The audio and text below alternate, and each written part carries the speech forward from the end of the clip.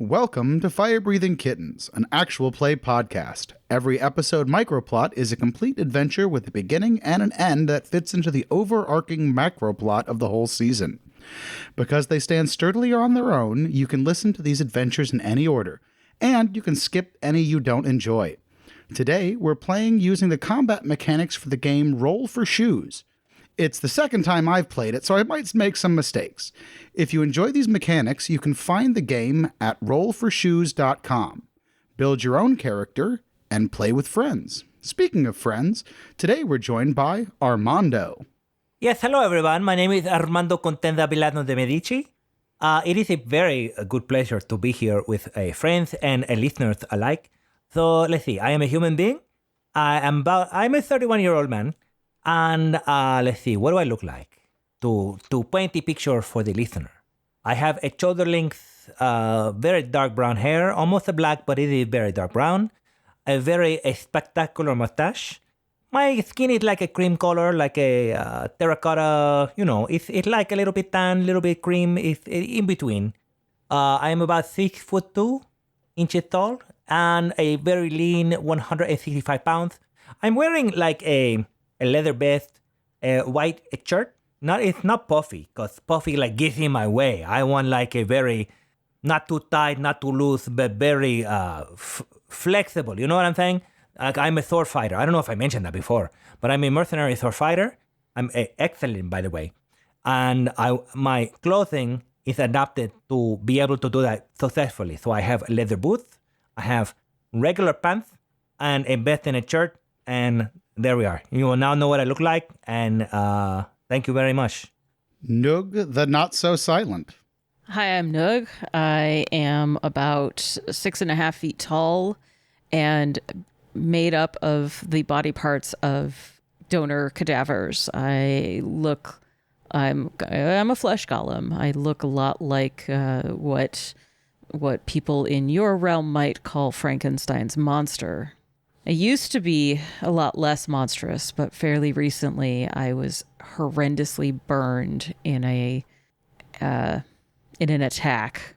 And so now I have freshly healing burned marks and scars all over my face and upper torso. I can now speak. Previously I could not.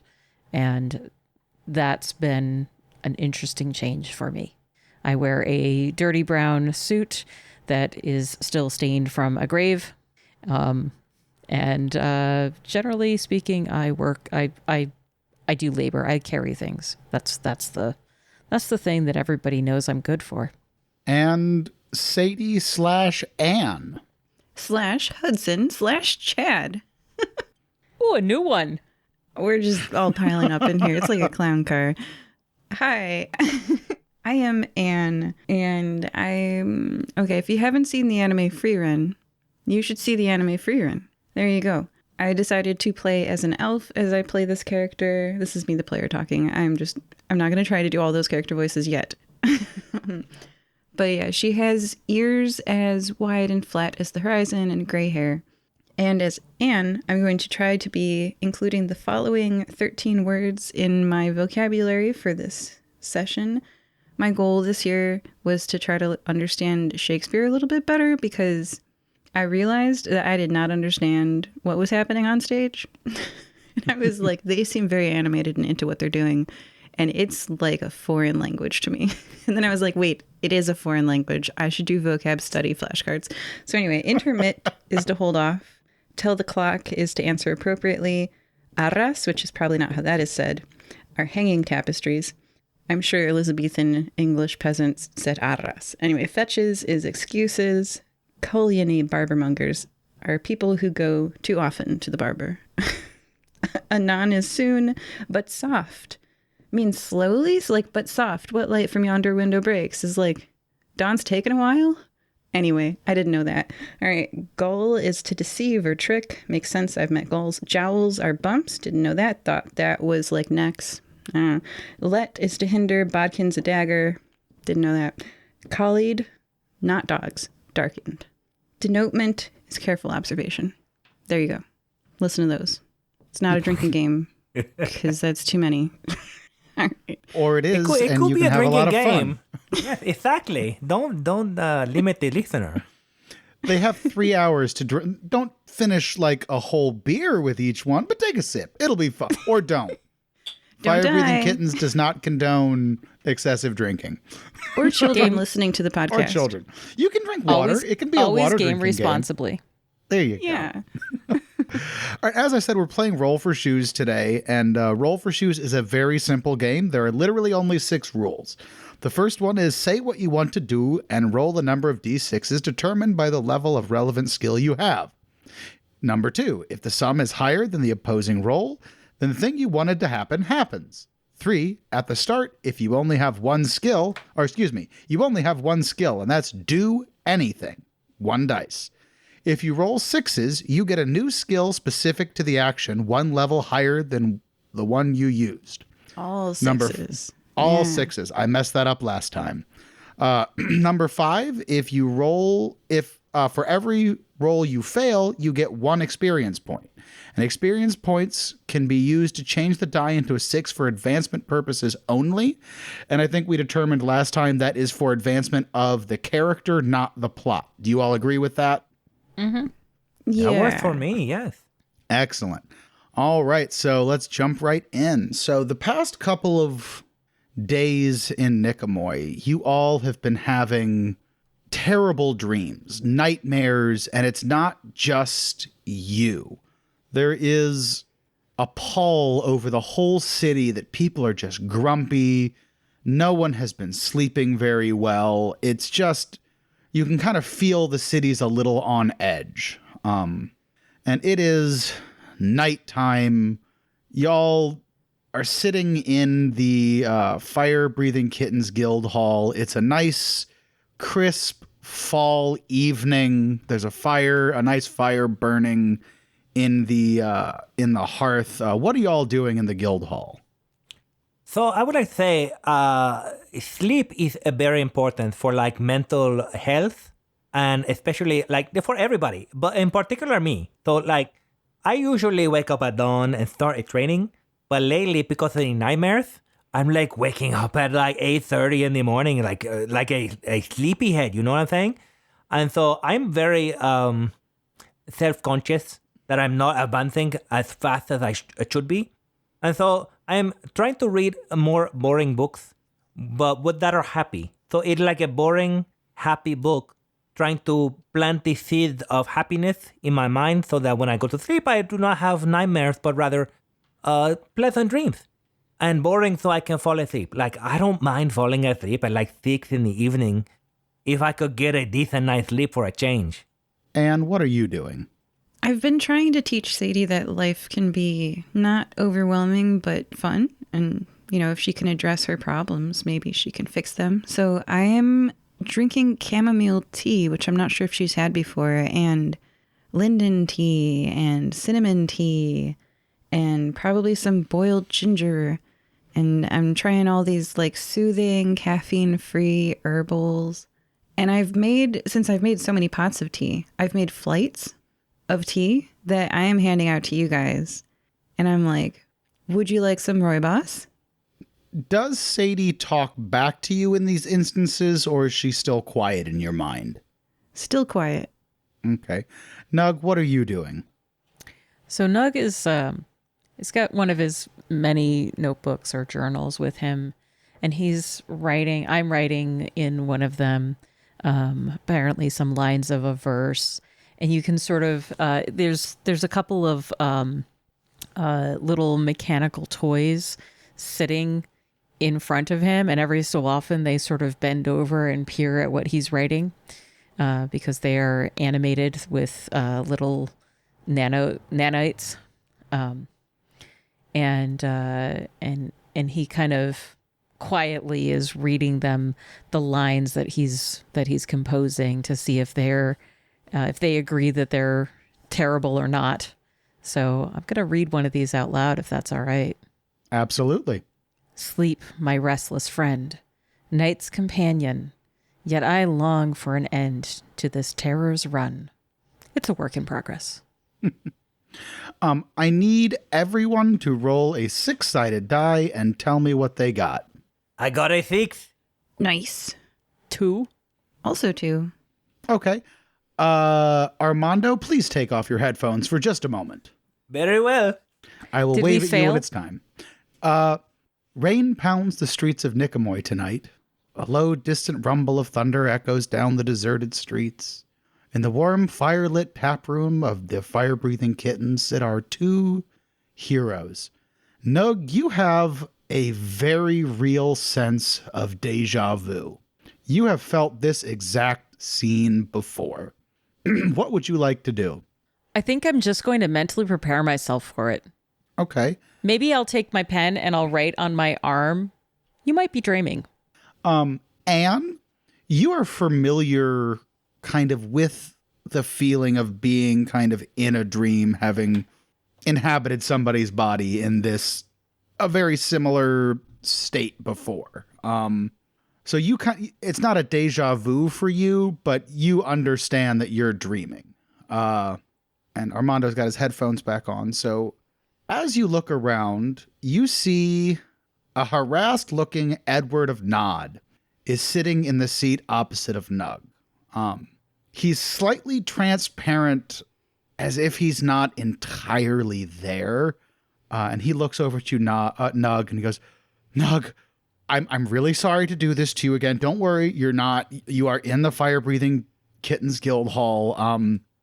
I know this is not really something you do. You don't invade people's dreams without their consent. We've talked about this, but I really need to talk to you. How are you doing, Edward? I'm doing better. Still dealing with the loss of my mom, but that's, I'm on my healing journey. I'm trying to do some make right what I had done to people. And that's actually why I'm here. Someone tried to kidnap me when I was in the dream. And I need your help. I think it has something to do with the entity that was trapped in the orb I was using to power the dream. I've been trying to figure out what was in that thing. I didn't know there was something in that. I was trying to track down the person who sold it to me. And when I was in the dream, I found out some stuff and I was almost abducted. It turns out the entity is trying to open a gate to our side. And I'm not great with conflict, so I was hoping you guys could come and maybe I'm at my safe house in Nicomoy, so if you guys can come visit me, I can tell you kind of what's going on. I can help you out, but I really need your help. I'm sorry to do this in your dreams. I know this is not cool, but I don't like crowds. I can't come to the guild hall. Would you mind coming to me to help me out? So Nugh puts his hand over Edward's, even though Edward is kind of incorporeal, and says very calmly, "Of course I will help you, Edward." You can see relief kind of flood through his body. You can tell he was really worried to come talk to you and ask for help. So I would like to clarify something real quick. I'm sitting at a table not quite close to Nugh, but within eye shot. You know what I'm saying? And I see her reading her poetry to her little mechanical friends. And now she is talking. I'm sorry, him. I'm very sleepy. I have had no sleep for several days. I apologize. Anyway, he is talking to the mechanical creatures. And now it seems like he's talking to somebody else. Do I see the incorporeal spirit, or is it only visible to Nugh? You see a person sitting in front of Nugh that was not there before. Okay, then I know what I'm going to do. I'm going to rub my eyes like I am. This is not real. Rub. And that is all I'm doing. With that, you also notice that the weather outside has changed, that it's gone from a crisp fall night to rain in the streets, and but that person is still sitting there. Okay, I look around and I see a Sadie / Anne / the clown car, with the flights of tea. And I'm like, I would like a little bit of tea because this night is not going well at all. Will you mind if I have a little bit of tea? Absolutely. I shall not intermit in dispensing your, and I pour you a flight. Rooibos, chamomile, peppermint. So I take the first one and I drink it quickly as though it is like an alcohol drink without realizing the temperature is not proper for this kind of drinking. And like this. I'm making these sounds because I have burned my throat. It's a shot of espresso. You can do it, except it's the opposite. Yeah, it's extremely hot. But I am now more awake as a result. Nugh, as they are doing that, Nod draws you kind of a map to where his safe house is in the city, and he says, "I'm creating 3 rings for you to enter the dream. Physically, you're gonna have to go in. It gives you a little more control, and people can't make you fall asleep that way. So when you guys come, I'll have these 3 rings for you, and I've got a portal you guys can go through. So do you want to come tonight, or do you want to wait till tomorrow morning?" We will probably come tonight. Edward, what is it that you hope to accomplish? Well, a couple of things. I want you to find Mizrak, who sold me the orb that the entity was in. And if the entity is opening a gate to the other side, I really hope you can stop them. If a gate's being opened, there's someone on our side and someone on the dream side working together, and I might be able to stop the dream side, but I'm not too great in reality. Anne looks perplexed why anyone would want to not let anything into our reality. I reassure Edward that we will do this for him.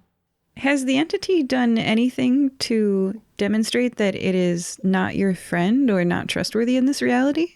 No, but does it not have a right to exist? It does. And if it wants to travel freely between our realm and their realm, there are ways to do that.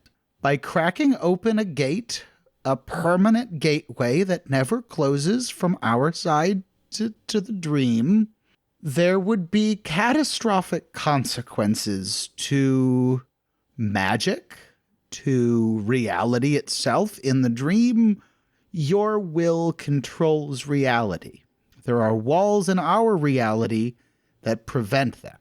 If this gate is permanently open, beings from the dream can come here. Have you ever had a terrible, earth-shattering nightmare before? Ah, yes, I see. I have. My neighbor was a Kalyani barbermonger and went way too often to the barber. It was a nightmare. Yes, scratch that one out. So the answer to everyone's problems is an alternative gate. Perhaps I can be of some assistance, Anan. Well, this creature is definitely powerful enough to travel itself between our realm and the dream. If I'm right, and this creature is trying to open a permanent portal between our realm and the dream, this could possibly be earth-shattering and ending. There are magical barriers, and there is a certain spell that requires certain components that is forbidden both on our side and the dream for very good reason. So Armando hears like this conversation happening and realizes that because Anth/Etheri is talking to this spirit that Nugh is talking to as well, it's like, okay, maybe this is real after all. And this sounds very heavy. I don't know what kind of ingredient is banned in like the dream world, because the dream world seems like everything is possible, but that seems like bad news to me. So because I am like wide awake after burning my throat, I am going to say, look, a person I've never met before, but I'm pretty sure it's real anyway. I'm willing to help whatever you need to stop this being, because my dreams have been terrible for several days, and I would really like to get a good night's sleep. And if that is what it takes to make sure that happens, I'm going to make sure it happens. I am And sorry. I'm pointing. Armando, contenza Biladno de Medici. This is Edward of Nod. Edward, this is Armando. No, I can't believe you have such a beautiful voice. I see you around and you grunting before, which was fine. Like, everybody communicates in their own special way. But I don't know, like, what classes you are taking, but you are articulating it so beautifully. And your voice is like a breath of fresh air. You know what I'm saying? Like, it's very nice. So not only are you like a very strong man, but now you have the ability to communicate. So, like, the world is your oyster, frankly. And Nugh looks at you out of through his completely ruined face and says, "Thank you, Armando. That is very kind." Oh my gosh, the moment you started to be able to talk, now you can't appear. Like, Yeah. Yeah. one step forward or 2 steps forward, 1 step back. It's okay. oh. Yeah. So, as you guys are talking about Nugh's ruined face, Edward... I did not bring that up. I just thought you know. That was a Sadie. No, that was We're all just thinking it. Okay. Well, as you're all thinking about Nugh's ruined face, Edward looks behind Nugh's shoulder. His face goes white. He goes, "Oh God, oh no, uh-oh," and then disappears. I guess he had to go to the bathroom or something. I have been in that situation many times. You all jerk awake. You're sitting at the Fire-Breathing Kittens Guild Hall. It is a crisp fall evening once again, and Edward of Nod is not sitting there anymore. Do I have words written on my arm? No. That's Is my throat a burn? No. Thank goodness. This is such a relief. Do I see anything through the layers of reality with us in the room? Oh, Can I roll? that sounds Yes, like let's roll like for a that. do anything. Yeah. And I'm using physical dice because every time I've used a dice roller, I've gotten unusually high numbers. So I'm physically rolling tonight, just in a box that won't make noise for you. Can you roll for me too? Sure. That is the level of trust we have in Fire-Breathing Kitten. So, listener, just know we are very, very close. Should I call you Anne or should I call you probably Anne because Anne's driving the boat. Anne's Anne, driving. you. What I like about this system is, unless I tell you, you don't know if you have failed or succeeded or not. But you don't see anything. Okay. I mean, unless you get a 6, then obviously it's a success. You know that, but you didn't get a 6. I would like to look at my teammates and say, I just had a dream where I took some tea and burned my throat, and there was a little man sitting here talking about the dangers of some creature in the dream world, and then he freak out, and then he leave, and now we are here. Do you know anything about this? Armando, that's Edward of Nod. I introduced you to him in the dream. So you had the same dream as me? I purposefully left details out of my explanation to see if this was like a common thing, and you have just confirmed that it was a collective dream, which it freaked me out, frankly. And the weather was different, and now it's back to a crisp fall evening. That's weird, right? Armando, what is perhaps weirder is that denotement of our reality leads us all to conclude we share the same one. Perhaps we are just not observing carefully enough. Or maybe this is the dream. Like that was reality, and we all fall asleep, and now we're having a dream together. I offer you some tea. This time, I learned from my mistakes. Okay, I'm going to stay awake in relatively speaking, and I sip the tea after blowing on it to make sure it's not too hot. When it's in your mouth, I wait until then to say, because you see, all of this is my afterlife. I was run over by a carriage in Elizabethan England quite recently. So the fact that we are sharing anything is a miracle from the blessed heavens. I mean, technically, this is my afterlife too. Right, you So- were speaking to two of the dead. My eyes dart between the both of you like this is the craziest situation. I'm like, we are clearly dreaming, and I'm just going to enjoy this tea and say, in response to your rather ludicrous statement, and I sip my tea. I am going to try to remember the map and the location to Edward's safe house. You do. He made sure that that was kind of embedded in your subconscious, that the second you think about it, you have a perfect mental image of the map to his safe house. Then I'm going to stand up and collect my my little automaton toys, and I turn to Armando and Anne, and I say, I am going to go help a former enemy and now friend. Would you care to come with me? I got nothing better to do. Yeah, absolutely. That sounds like a good time. What made them a former enemy? Did they gull you? No, Edward did not handle his grief well and harmed many people, but I do not think he meant harm. He was in pain. So that strikes a chord with me, frankly, because I do some stupid things when I was in a very emotionally compromised situation. And so, like, I am even more motivated to help you and Edward, frankly, because I believe everybody is deserving of a second chance if they are trying to pursue it. Like, if they are choosing a path that is righteous, we should support that. So I am ready. And I think your expertise piercing the veil between realms may be very helpful. Will you assist? Absolutely. There are no fetches that would justify my lack of participation in this event.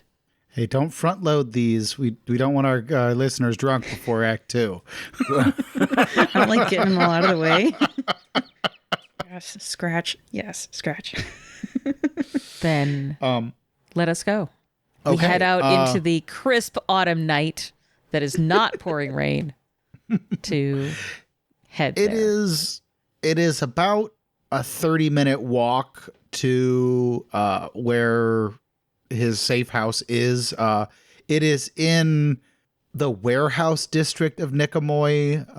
So you guys leave the populated areas of Nicomoy, and as you get to the back areas, obviously there's no street lights. And when you get to where Edward's safe house is, you see a carriage or something that looks very similar to a carriage pulling off. Right as you guys turn the corner, it is probably 200 yards away, pulling off. And that is the first person or living thing you've seen since you've entered the warehouse district. Does the carriage have any livery or any signals on it, sigils on it?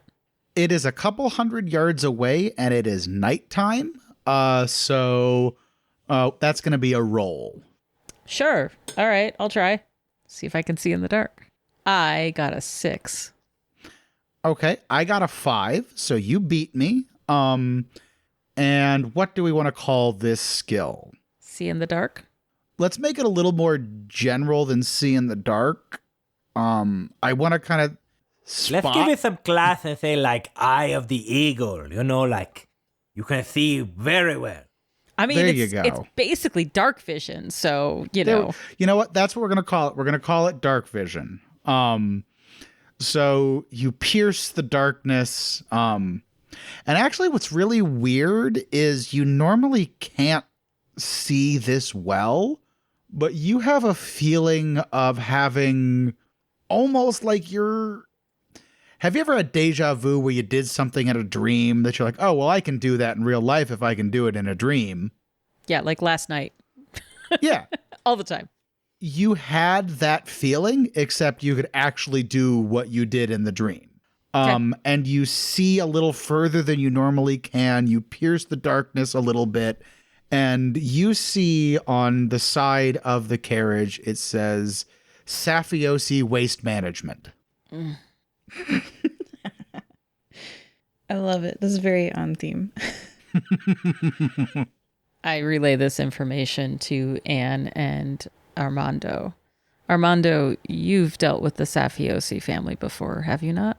Not like directly. Like I know a former member, if you can be a former member of a family. Like he's trying, my mentor, Emil, he is a Safiosi, but he's trying to distance himself because it's trouble. It is absolute trouble.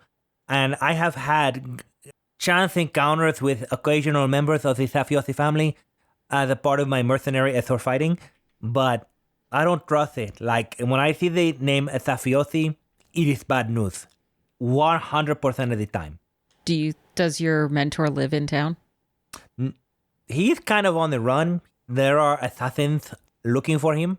So I'm not sure exactly where he's living, but he does not broadcast his name is Safiosi. He just go by Emil. You know what I'm saying? Could you reach him? I'm going to say yes, because in this Roll for Choose game, I can do anything. So do you need me to contact him right now? I think as an insurance policy, yes. Okay. Let's try. For you, Nugh, I will absolutely try. So what I do is I sit it's like a yogi pose or like a crisscross applesauce. I think some people they call it like that. I close my eyes and I focus and I repeat the words Emil as if to focus my thought and my spiritual aura to contact him across this goes past the rational plane, you know. This is like in a spiritual connection because we are so close. Astral projection. Yeah. I mean, I don't necessarily believe in such thing, but it's something like that. So I thought you were going to send a pigeon. Oh, a pigeon. That is so we have a close bond that the pigeons would just interfere with. So I'm going to focus my a spiritual energy to contact Emil wherever he may be on the planet. I suppose it is astral projection. And I suppose I need to roll for this, correct? Yes. To see if I contact him? Man, I should have rolled. I roll a 4. So you sit on the ground, you cross your legs, you start thinking, and you get a sense of danger. You can't contact him directly, but you know something is not right with Emil right now. Oh, okay. So my mustache twitch and my eyebrows shoot up like as high as they could possibly go.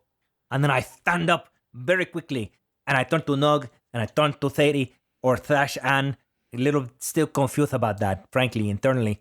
And I say, something is very wrong. I cannot contact Emil. This has not happened before.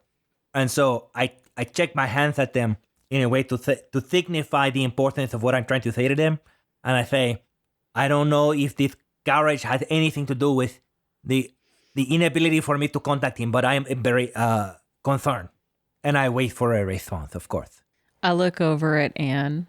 Anne looks at her vocab list and says, "Oh no, perhaps the clutches of a bodkin have interfered in your communication and ended his life." Don't talk like that. Emil is very capable. He's probably captured at to say his life is ended would crush me. Why would you even bring that up as a possibility? You're right. I did not tell the clock. Armando, I'm sure that if Emil is such a great swordsman that he taught you, that there is no mortal person who could have bested him in a fight. Well, there could be like a trap. He has honor, you see, now. Yes. And he could have been put in a position where he is compelled to do something that is very dangerous for himself in order to protect somebody else. That is the best I can come up with, but I'm just very concerned. So, I wish there was a way I could find out where he could be. My connection does not seem to be working. Hey, your friend Edward of Nugh, you say? He like a dream guy, right?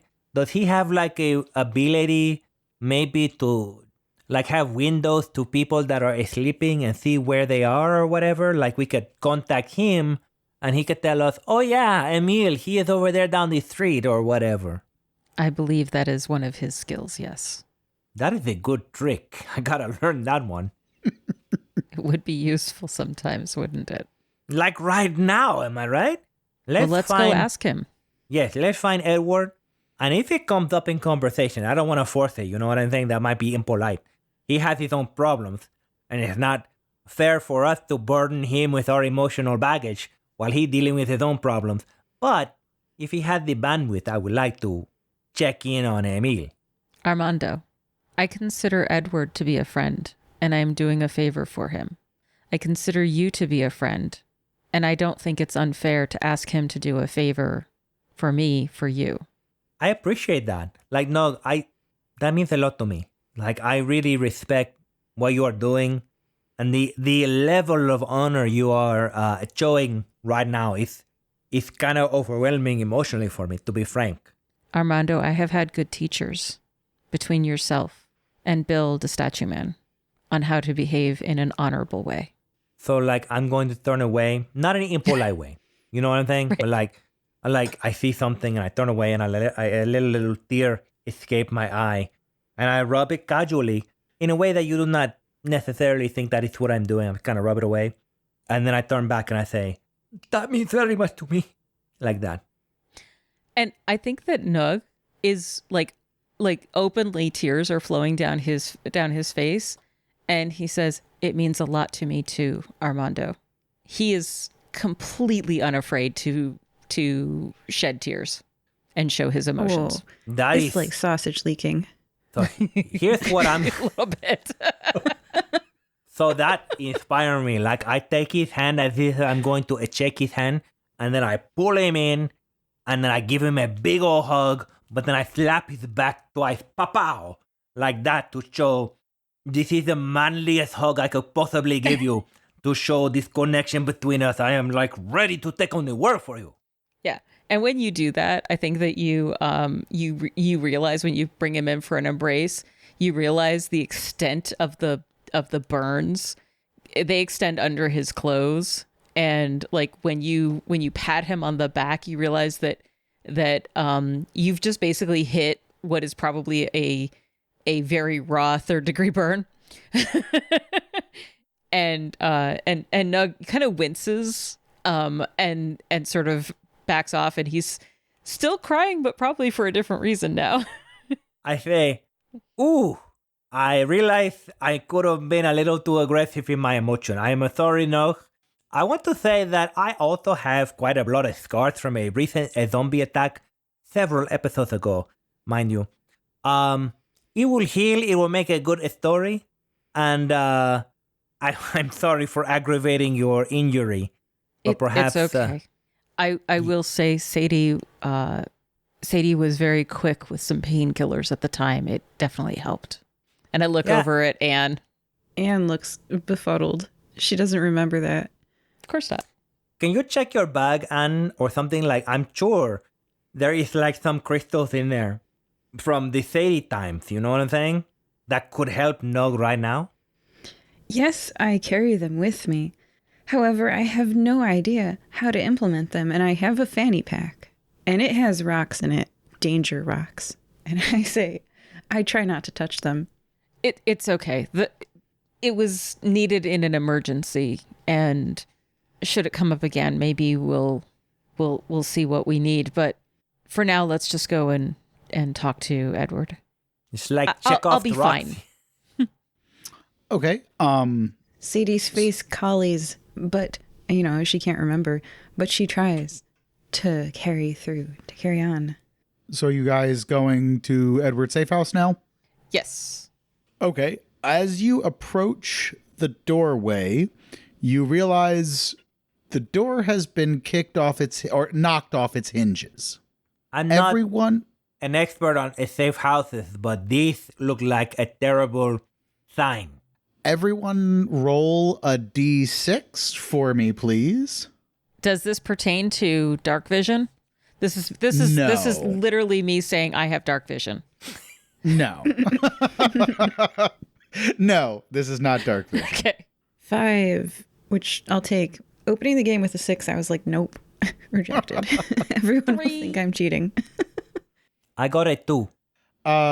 So everyone, because I rolled a 1, hears there is at least one person. Actually, Sadie, or Anne, you said you got a 5, right? Mm-hmm. There are at least 2 people upstairs in Edward's safe house. You can kind of see through the door that, think of a split level, that the door opens and there's a stairway leading up immediately behind the door. Oh, yeah. Can I summon stuff? You can roll for it, certainly. Yeah, I'm going to What's roll the to do skill? anything. Do anything. Yeah. I rolled a 4 for your summons. If you beat my roll, you can summon whatever you'd like. 4 question mark? Tie is the goes to the same. runner. Am I the runner? Yep. Oh, okay. All right. So, what do you want when you have somebody in your home intruding it? You want a pibble. So I summon a pibble. It's cuter than what they actually are. And I'm Are you saying like specifically- a pit bull? It's cuter to say pibble. So I see. I was thinking a magical creature that kind of looks like a pit bull, but is much cuter and more aggressive.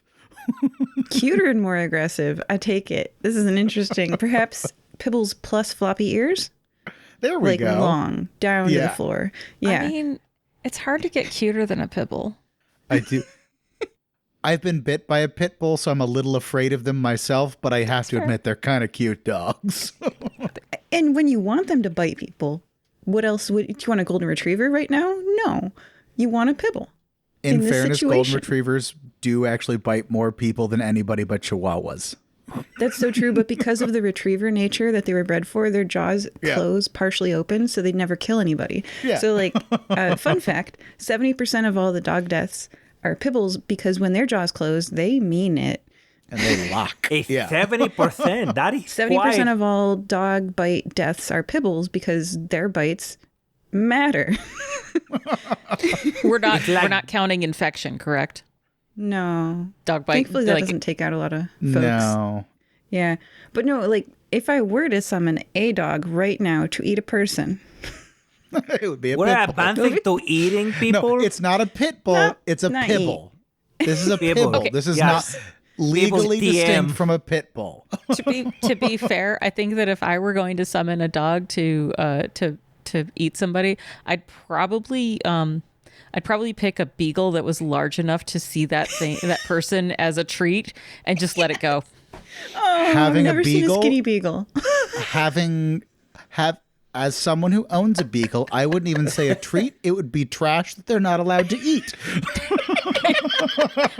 If they Don't perceive change it my as summon. I'm like, going for a very large beagle. The long ears was predisposing us to this. We know. We it's pictured Clifford it. it's Clifford the big red beagle. Yes, There we it go. barely fits down the hallway. And Right. I say, when it comes through the portal, it doesn't really know what's going on. And so I just say, food. And I point up the hallway. And that big beagle, you hear it go, "Ba woo," and it goes running up those stairs so quickly. You hear a brief. So, in your head, I assume the dog is probably close to like cow-sized, maybe, that it can get up the stairs, but not too big that it can't fit in the house. Am I correct in that assumption? Yes. Okay, so we're thinking cow-sized beagle. That's what's in my head. Is that what's With in your the head? of I like really a hope Edward is not up the stairs, because that is even for a very bad surprise. So it goes bounding up the stairs, and you hear some language that is not appropriate for our podcast, and you hear weapons being drawn, and a fight is definitely starting upstairs. Yeah. We That all is run what you- upstairs too, right, guys? Not as fast as a beagle. They're pretty good runners. You ever tried to catch one? Yes, Your only actually. saving grace is that your legs are longer, but not anymore. Frankly, I would like to see what is happening upstairs. So yes, I would like to pursue the beagle. Okay, Same. so I now have to adjust what I wrote for giant beagle is there. How could you not anticipate that as a possibility? I'm sorry. You know, that one's on me. I should have known a giant beagle would be summoned. That's okay. So It's what you call a teachable moment right now. there we go. So as you guys reach the top of the stairs, Anne, would you like to name your beagle? No, because then I'll have to pay attention to it and love it Okay. and care for it as a future pet. And I That's don't true. like pets. Yeah. And if I give it a name, I have to write an NPC page for it, so I'm not going to. No. The beagle has Absolutely gonna name this dog. unnamed henchman in its jaws and is thrashing back and forth as a dog does when it catches a rodent of some sort, and is shaking this guy. There are two other big, heavy guys in there. Both of them have swords drawn and are desperately trying to kill the beagle before it kills their friend that is in the beagle's mouth. And that is the scene you all enter. Do we see Edward? No. You do see that the place is trashed. Whether that is by the beagle or these guys, you're not sure. The Arras are in disarray. So my first Yes. inclination is to ask Nugh if Edward is a sloppy liver, like if he lives in his house in a very sloppy manner and that is why everything is in disarray. But that is something that is not urgent. That is not a question to ask right now. And so my instincts kick in. I draw my sword and I go after one of these guys. When I say disarray, I mean tables turned over, drawers pulled out of desks and bureaus being emptied on the floor, that sort of thing. Hey, Edward could be struggling with depression, and I am not here to judge his state of mind or whatever. Whoa, he might actually be because of his deceased loved one. Right, exactly. Fair and so, point. like, look, the important matter is there are two guys here, and there was a carriage with the name Safiosi on it, which automatically raised all my red flags.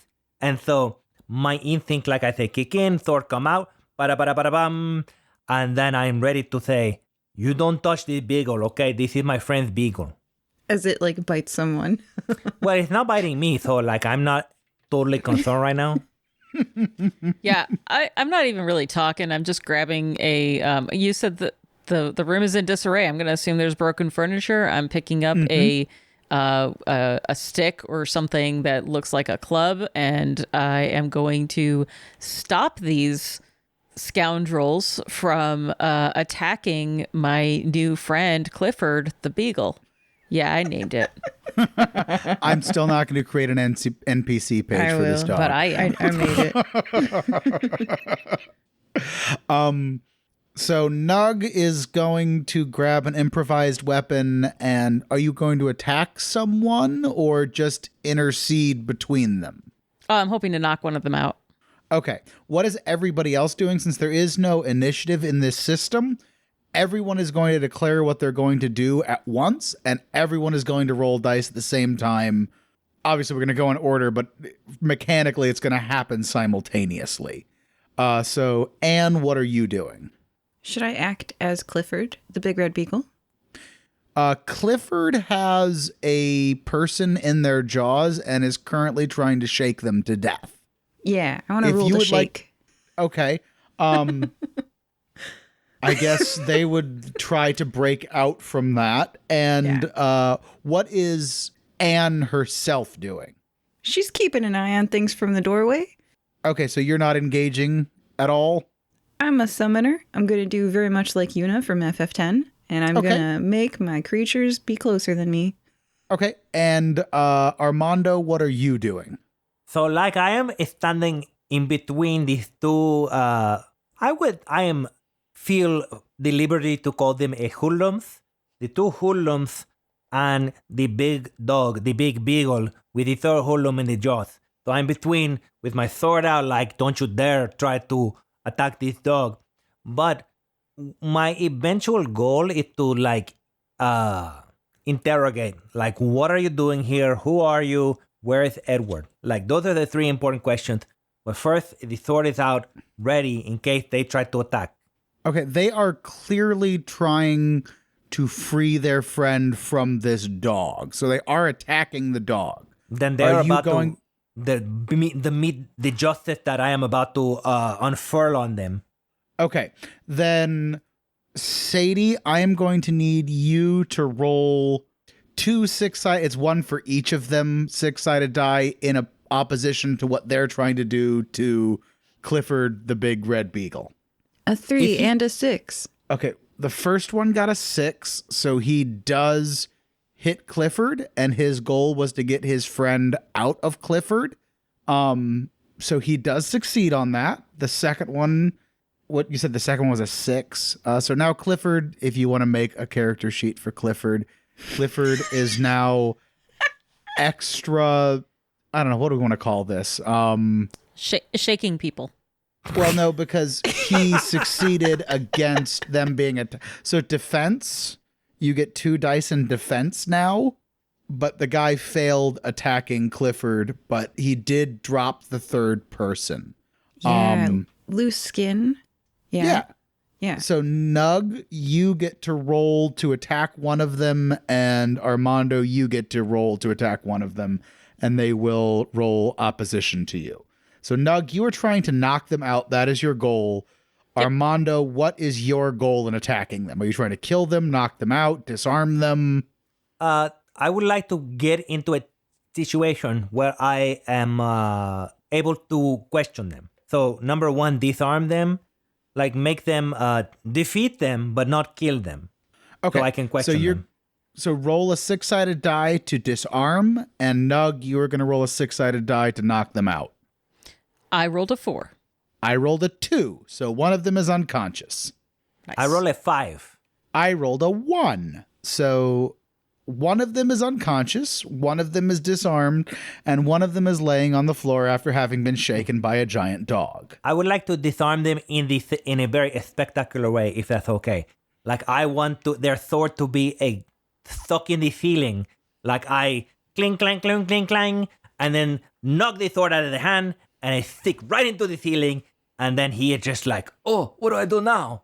And so, have you seen The Princess Bride, where there's the sword fighting scene where their swords are like in a spiral around each other?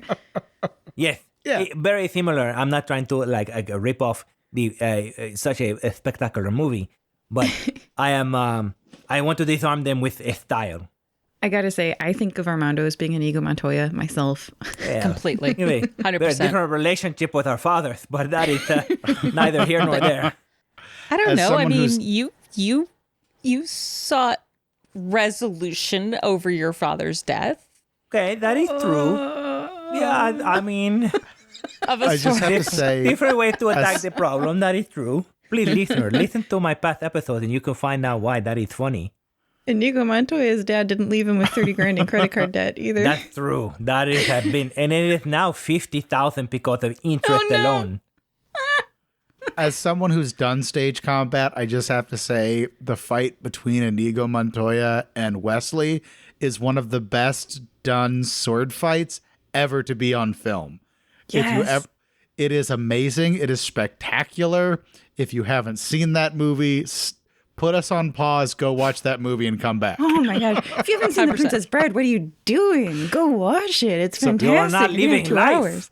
Completely off topic. If I were to make a remake of The Princess Bride, it would be done entirely by Muppets, Yes. except for the people telling the story, because That I is think the that would only be hilarious. acceptable version for a remake, because then you would be shot. I think you have to stay in keeping with the Muppet movies though, and the villain needs to be a Yeah. non-Muppet. So Yeah, Prince that's- Humperdinck is a Muppet. In fact, that kind of telegraphs who the bad guy is in the movie. Yeah. So now it is top of the order again. There is one disarmed guy, one unconscious guy, and one guy who is trying to stand up from being shaken by a dog. And he is he's covered not- in drool, like the dog drool is all over his body. Actually, I forgot to ask Sadie, since you are rolling for the dog, last round, what did you want the dog to do other than just shake him? Oh, yeah. Honestly, sniff for food. Okay. It's a beagle. We're lucky it's biting people. So the dog has dropped the person and is now going towards what seems to be a kitchen in the fight and is no longer interested in biting or fighting anyone because it's a beagle and It's they're not sweet Tibble. but dumb. So dumb. Oh, they're so dumb. Yeah. I might have to summon something else next turn. Yeah. So the one that is disarmed is going to try to run out the front door. If you're running, though. And that is down the stairs, right? Like, that is not like we're on the second story? Correct. Okay. Mm-hmm. The one that is unconscious is going to stay unconscious. And the one that got bitten by the dog is going to try to jump up and fight. What are the three of you going to do? And mine's easy, so I'm going to go first. If you're running, this is going to bite you. Okay, so the dog's Specifically playing, at the hamstring. Yeah. the dog's playing fetch?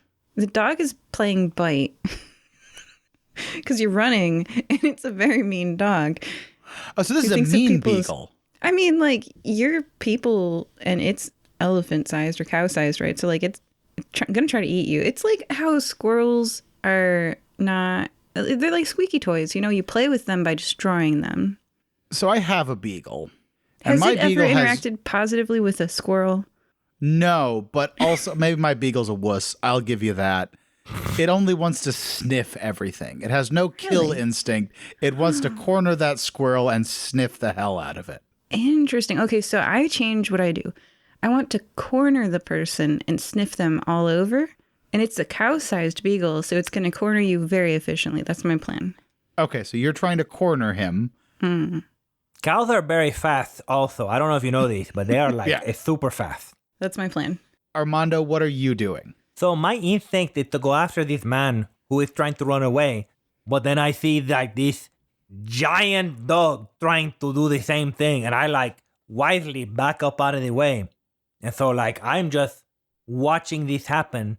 But if this slobbery guy, like the guy with all this saliva all over him, is trying to put up No. a fight. That guy, yes. The guy who was shaken by the dog is now trying to stand up and fight you. Well, then he is about to meet some justice himself. So I turn to face him after I allow a beagle to pass right by me, so close, like the wind causes my hair to fly up a little bit. Okay. And it smells a little bit like farts because this is a beagle. It smells like Fritos. Not farts. It smells like corn chips. Trust me, my dog tries to sleep on my pillow every night, and I come to bed to the smell of Fritos. That is not the worst smell in the world, but that is very funny. It is. I have to change my pillowcase multiple times a week because it smells like Fritos. Anywho. Nugh, what are you trying to do? So, I am big and I am built like a slab. I am going to make myself into a closed door. So the guy who's trying to flee can't. Okay. So let's roll first for the guy who's trying to flee against the dog, because I think that's a funnier scene. Okay. Ooh, you better roll well. 4. He jukes the dog and starts making it. The dog gets distracted because there's a squirrel running outside the window. Yeah. And it almost goes for the guy and then runs to the window and starts out the window. Nugh, what did you get? I got a 4 as well. Okay, he pushes past you and gets out the door. I rolled a 6. Oh, no. And Shucks. then Armando, you are trying to fight the slobbery guy who's trying to fight you. I got a What did 2. you get? Okay. Well, I got a 1 on that one. Oh, that is a miracle. So were you trying to kill him or disarm him? Disarm completely. Like, or Okay. make him ineffective. So, like, if that means, Well, you have to declare what you're going to do, and your dice succeeds. So, how are you trying to render him ineffective? okay, so I'm mad right now, okay? And so what I'm going to do is this may seem a little extreme, probably, but I definitely, like, cut his hamstrings. Pow! And he collapsed to the floor, and he's unable to walk. And I pull my sword at his neck, learning from the last guy. Like, I should have had him at sword point so he could not run away. But this guy is not getting away. So he cannot run. And if he tries to move, he's gonna get the business end of my sword in his throat. So I'm like, you don't go anywhere. You understand me? Like this, and I'm pointing with my sword. Okay. I'm going to need a second roll for you for intimidate. I got it It's 4. technically do anything. Okay, he also got a 4, so you did succeed. Okay. He is cowed into submission. So in the room right now, we have one unconscious person, one unarmed person with a rapier to his neck. You fight with a rapier, right? That is correct. It is the Hope Bringer. It is like almost a magical sword, but like a legendary sword. Okay, so you have that to his neck, and one guy has made it out and is running down the street. Clifford is Whoa. Is he running down the street? Because he had stairs to go down, and I want to do something about this. Yes, he is down the stairs and is almost out the door. Is it let's possible? add a tracker. Okay, your idea is cleverer than mine. I think Nugh's idea. Nugh's not that clever. Nugh's idea would be to throw his improvised club to try to wallop the guy in the head and knock him out at distance. Well, let's try that first, and then we can try tracking him with Clifford. Oh yeah, we have a beagle. You can't get away from us. That is thought the that's- perfect dog for this situation. I thought that's what you meant by track him. I thought you were just using the dog. I was thinking an AirPod, but like this is a fantasy world. Yeah, no, I mean, I have the little nanite creatures that Oh, yeah. if Nugh were cleverer, he would think about using them that way. But That's he's okay. not. We got a beagle. You literally cannot escape from a beagle. Especially if the beagle thinks You you have can. food. All right, Yep. so I'd like to throw my club and see if I can knock this guy out. Okay, roll to do that. I rolled a 6. Nice. So Club throwing, your new skill. we're just going to call it throwing. So anytime you have to throw something now, you're extra good at it. And you do hit him. Let's say he gets halfway down the stairs. You hit him in the back of the head with it. And he goes rolling down the rest of the stairs. And because I rolled a 1, is unconscious by the time he hits the bottom of the stairs. I nod with some satisfaction and turn back to the scene inside. So what would y'all like to do? No one's going to get this reference, but throw is a skill in So I'm a Spider, So What? And roll for shoes reminds me a lot of So I'm a Spider, So What? And so the throw skill, I'm just personally entertained. But keep going. Nobody gets the reference. So I'm a Spider, So What is a fantastic novel. Don't watch the anime. All right. Keep going. So two unconscious, one conscious but unarmed. and practically incapacitated. I mean, if I must say. Yeah. I mean, he's intimidated by you, and you've cut his hamstring so he cannot run away. Vicious. Okay. Hey, Ooh. like this is serious, okay? I have not slept in days. And this is the solution to possibly getting everybody asleep in a good way. And so my sword is pointed at this guy, and I say, you need to answer many questions. First of all, who are you? What is your name? I guess I can't say nameless henchman now. Well, okay. I can rephrase it. It's like, who do you work for? That is my first question. yeah, you did intimidate him. I work for the Saviosi family. You have no idea what you're doing here. Why don't you all just vamoose and, I'll pretend this whole thing never happened. The Saviosis won't come after you. Just let me go. We'll call this whole thing off, all right? So I chuckle to myself. No, I chuckle aloud because I am completely tickled pink by his like this is a threat. I have a sword through your throat, and your friends are unconscious, and you see the giant beagle that could eat you alive right now. And look at Nugh. You think he is like playing games? No, no, sir. You don't understand the situation you're in. I have not slept in many days, and somebody's gonna have to pay. And if that someone is you, I'm okay with that. So you better shut your mouth about what you think is going to happen to us, and you answer our questions right now. You understand? Roll another intimidate check. I got a 3. I got a 2. Oh. He Perhaps looks up at you and goes, "You don't know who the Saviosis are, do you?" This is a great time to point out, I Googled what hamstrings are because I don't know. And you stabbed him in the butt to do a hamstring tendon tear right below the buttocks, right below the what I think is the femur. It's the back of the thighs. It's the back. You stabbed him in the butt. So he laughs and says, you stabbed me in the butt. You think I'm going to talk? You think this is the first time I've been stabbed in the butt? I work for the Saviosis, all right? This is a weekly occurrence for me, okay? Tell you what, I'll just crawl my way out of here. You don't even have to help me, okay? And I'll just leave. I'll find my friend. I'll get my unconscious friend at the bottom of the stairs. He'll help me out of here. You guys do your thing. I'll do my thing. This isn't personal. This is just business. So I will close my eyes in frustration, and I'll try to collect myself, and I will say, Nugh, will you be so kind as to step on this guy's neck? Oh my gosh. Sadie's gonna offer an alternative. This is getting fucking violent.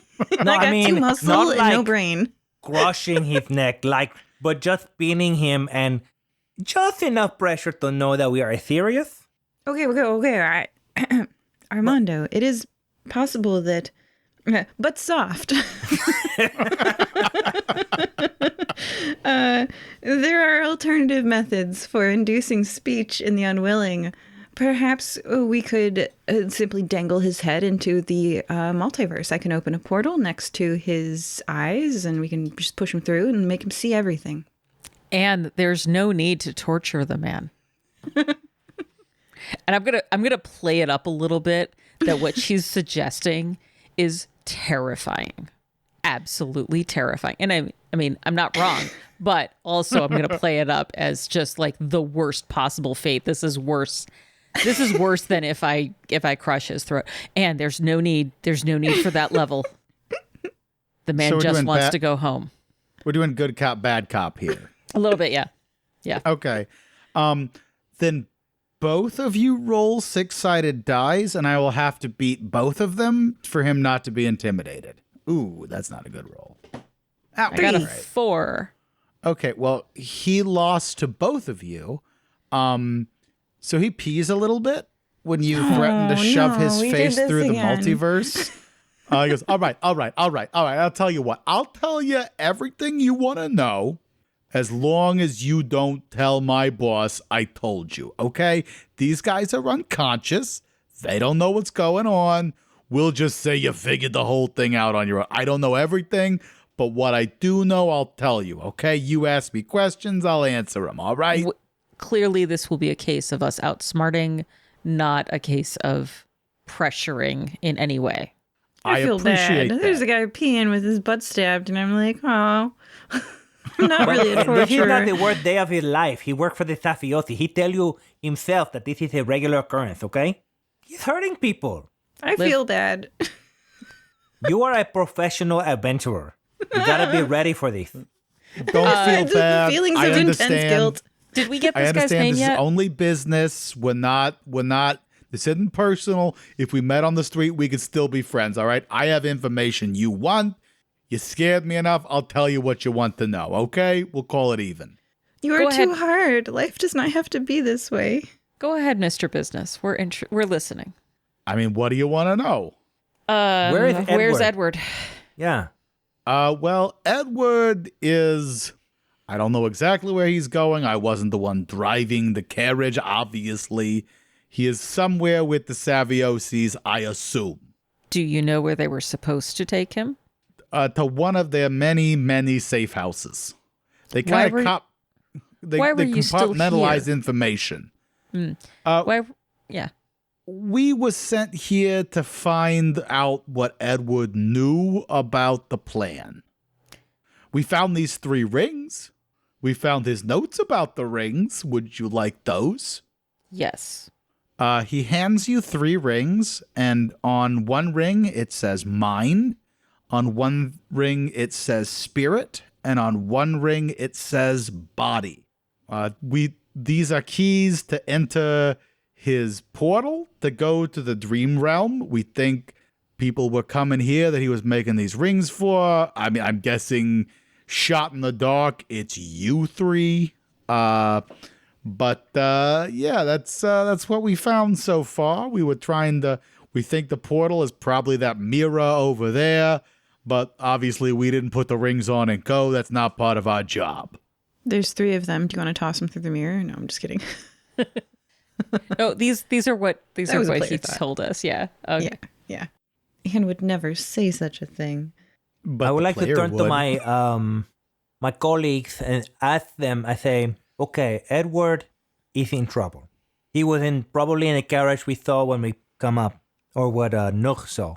So my question to you is, do we leave this place and go up to the carriage, or do we put on the rings and try to pursue things differently? Like, I want to make sure that that Edward is safe, but maybe he's trying to lead us to a bigger problem that we need to solve. Edward was very clear. Find the man who sold the orb to him and stop the entity from opening the gate. That's true. Oh, we And I also think- did find this other note here that it says portal ? And at the top, I'm going to drop the accent so you can write this down.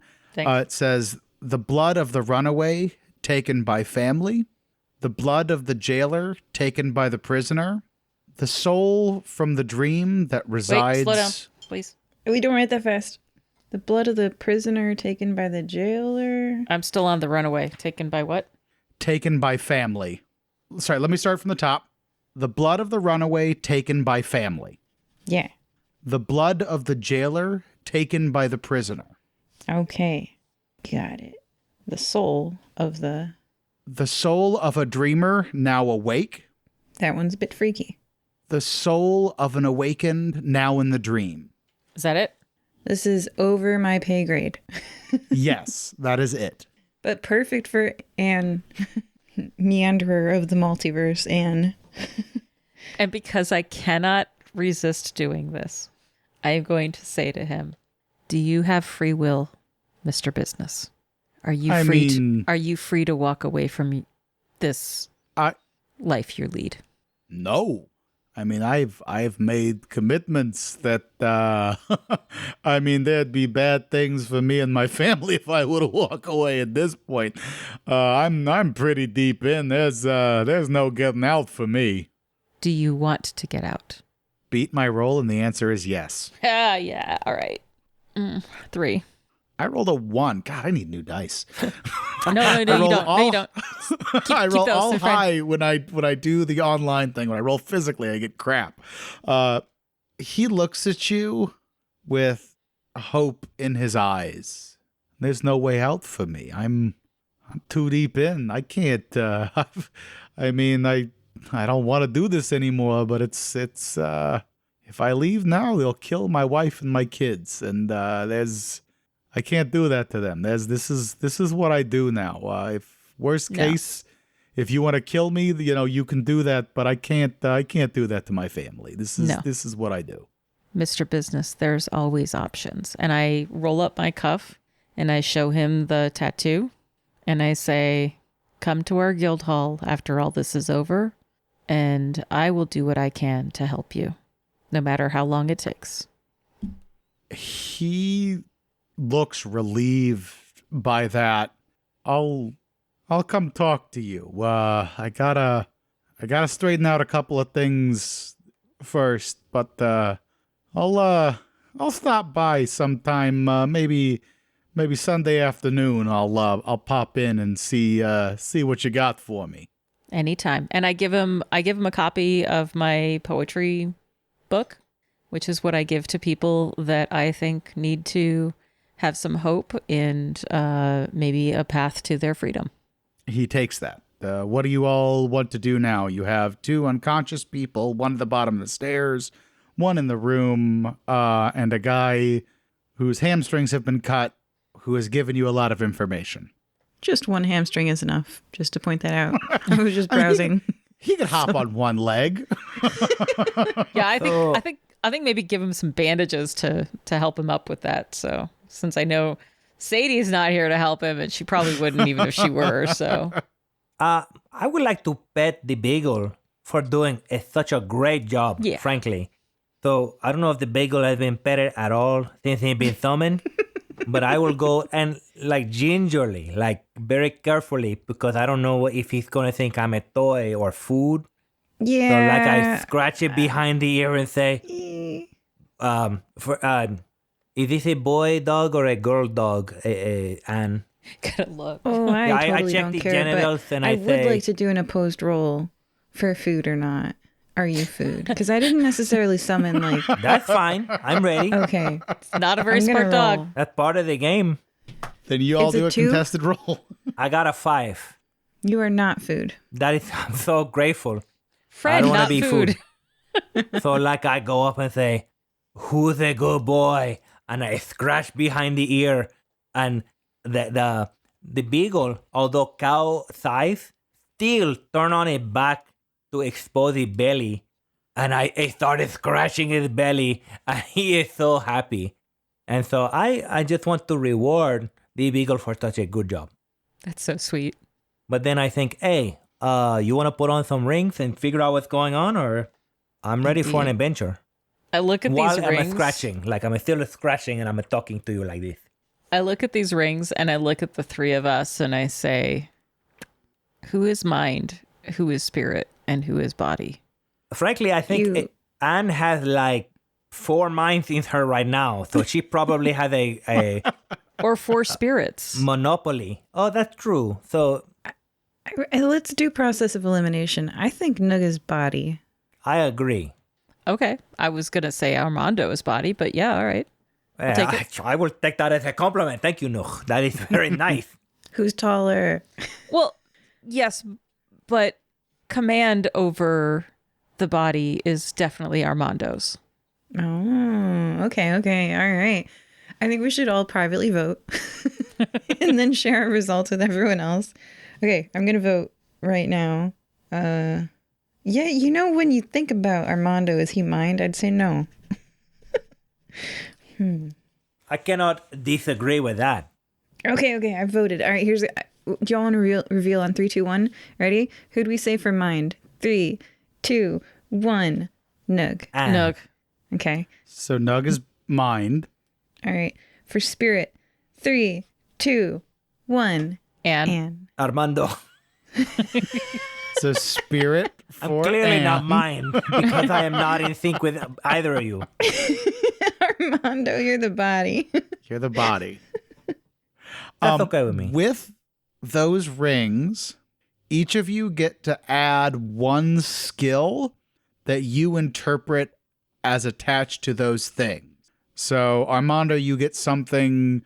You get to decide fighting, running, whatever you think it is.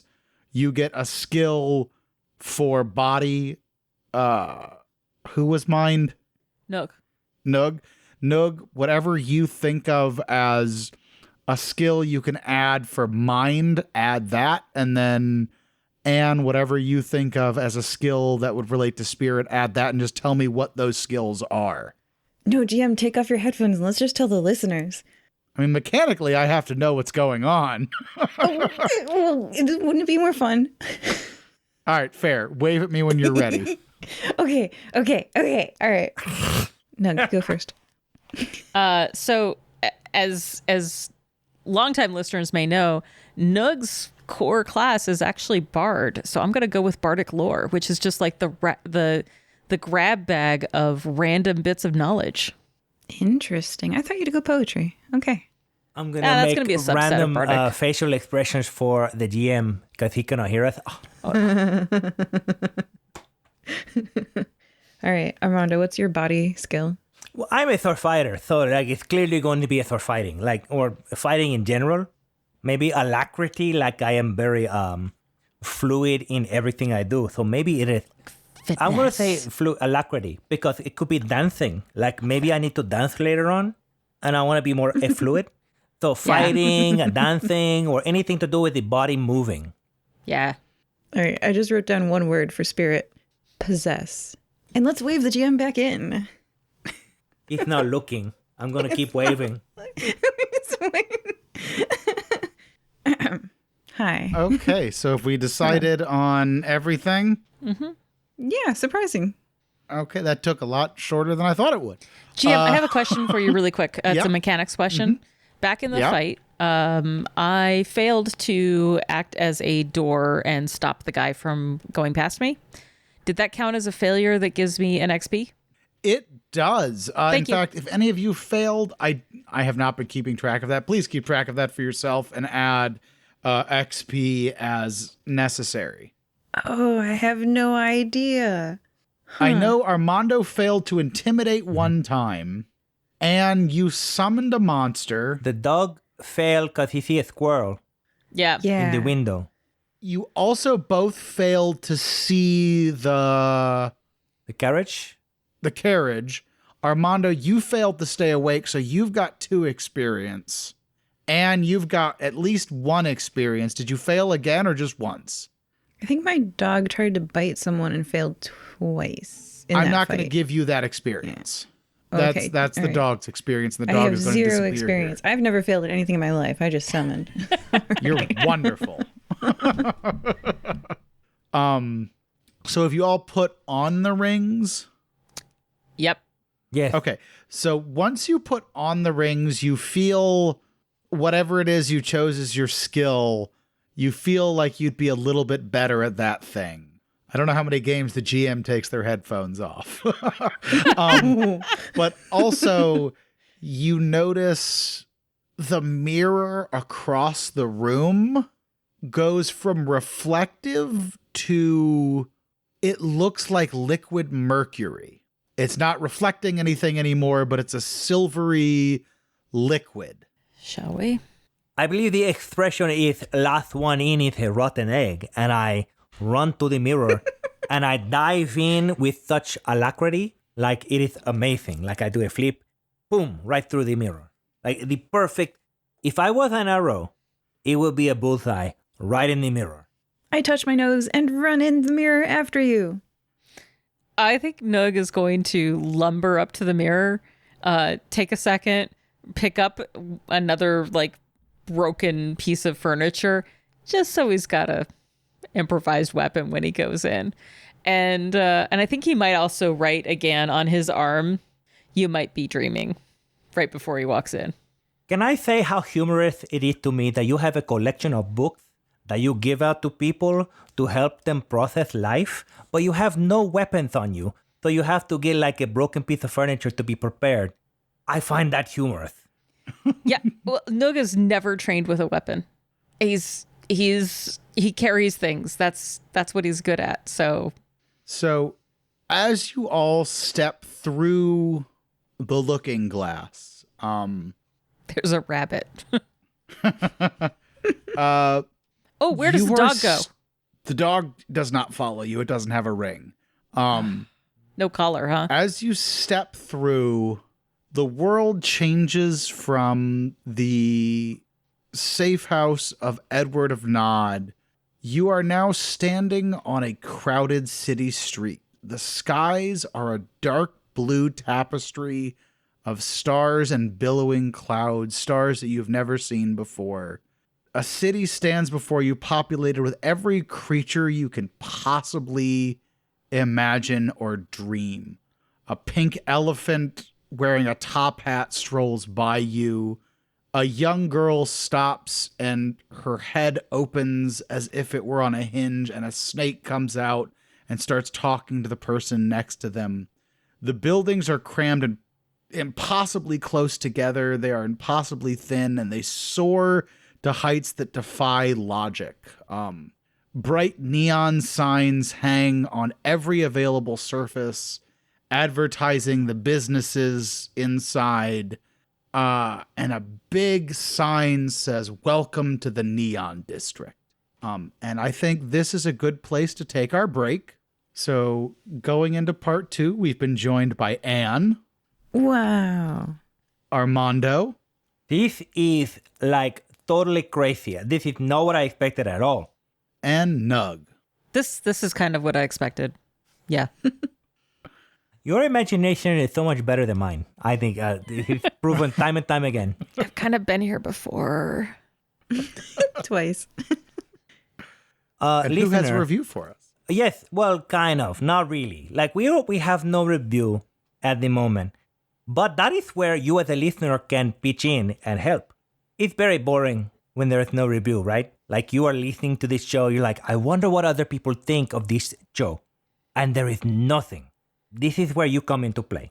You can submit a review on your favorite podcast platform, and then you can tell us exactly what you like or exactly what you don't like. Maybe you have a favorite character or favorite episode. You could tell us why it impacted you in the way it did. And that not only communicates to us what we are doing right or wrong, but to everybody else who is looking for a podcast of this caliber, you are telling them, hey, this is why this one is great. So if you could, please do us a favor and rate and review this podcast and tell everybody why you like it. And while you're at it, tell a friend or like a coworker, a family member, anybody you interact with, somebody on the subway, if there is a subway in your jurisdiction, tell them about Fire Breathing Kittens. That would help us very much. That's everything. Bye. Bye. Bye-bye. Today's mid-episode shoutout is, quote, Yo, Max, I'm writing you a shoutout because I get to say something when I sponsor FBK. To Macaulay Max, you've brought boundless joy to my life. My furry friend, best dog in the world. End quote. You can arrange for us to read your shoutout at firebreathingkittenspodcast.com. Did you know? We have paperback, ebook, hardcover, and audiobook adaptations of our adventures on Amazon and Audible. Is there an episode of Fire Breathing Kittens that would make someone you know smile? Well, telling them about it would help us. Thanks. Good evening, everyone. So who wants to do a recap for us? Touch his nose. Okay, so Edward of Nugh contacted us after many people in Nicomoy, pretty much all of Nicomoy, has been having nightmares for weeks. And Edward of Nugh contacted us to warn us and to ask for our help. And Nugh offered his help freely and without condition.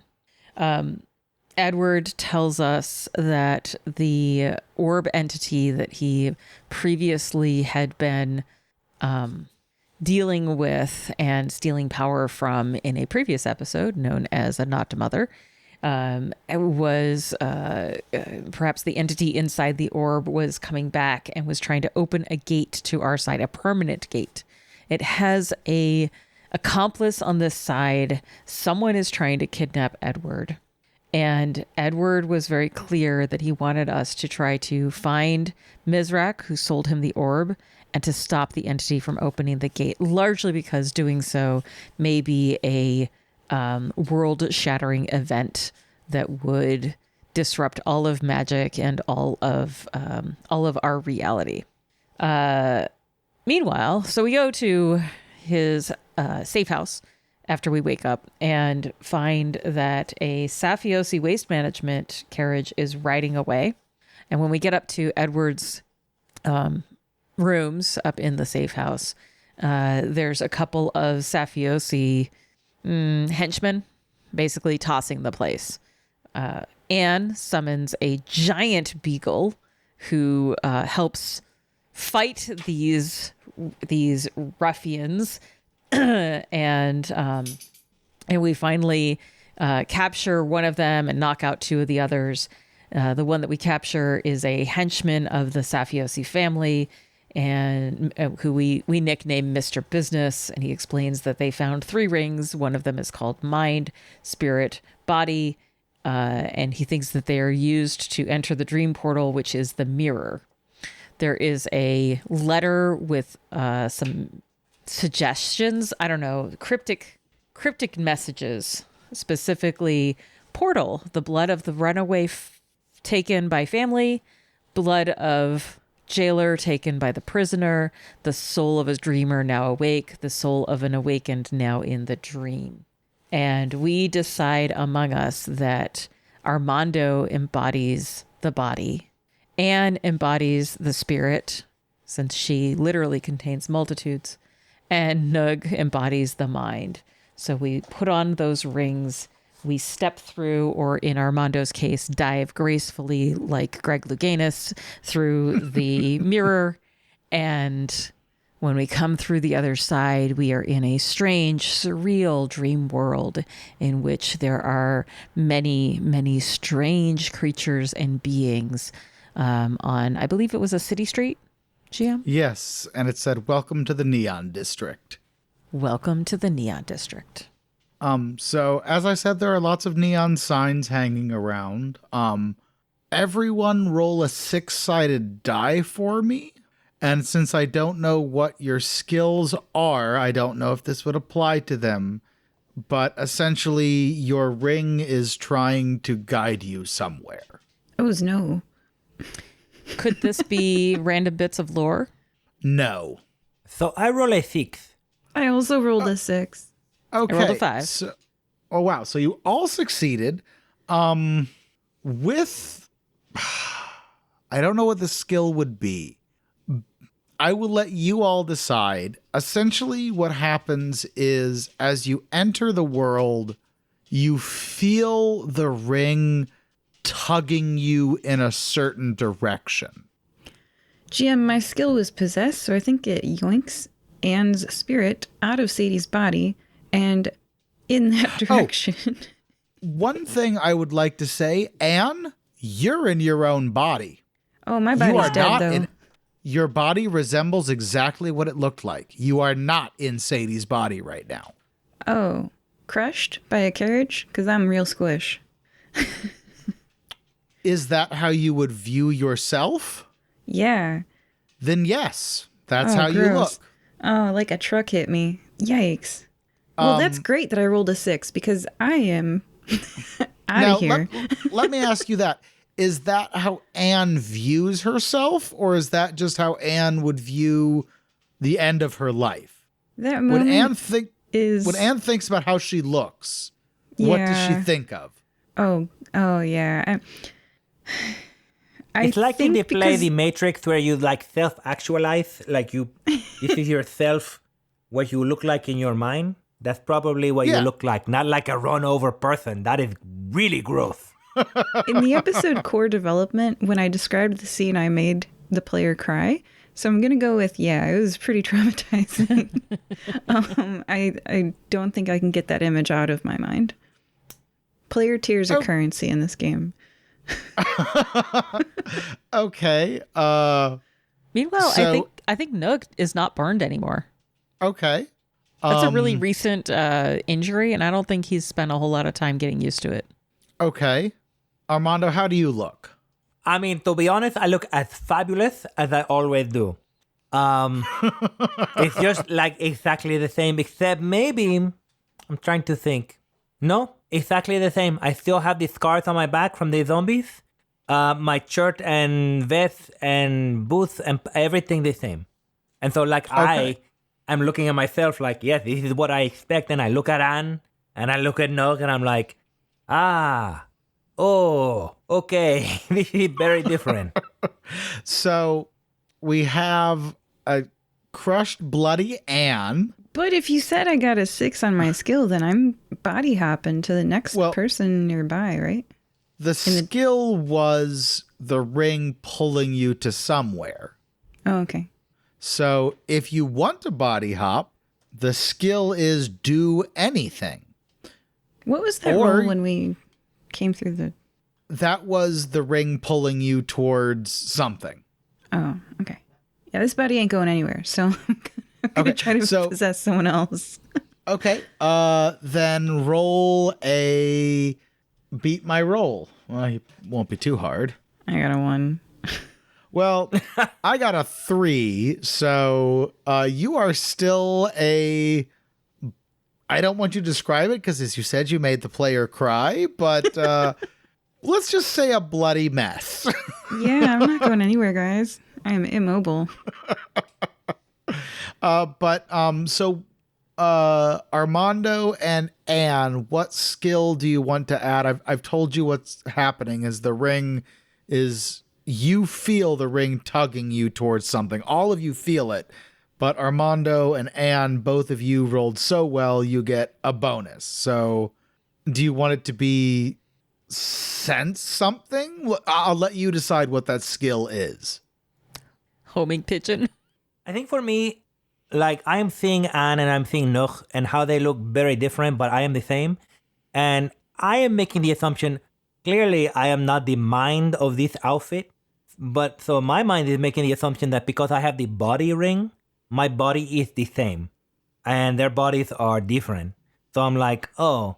And so the 6 that I rolled that is amplifying my ability, I think would probably be related to that.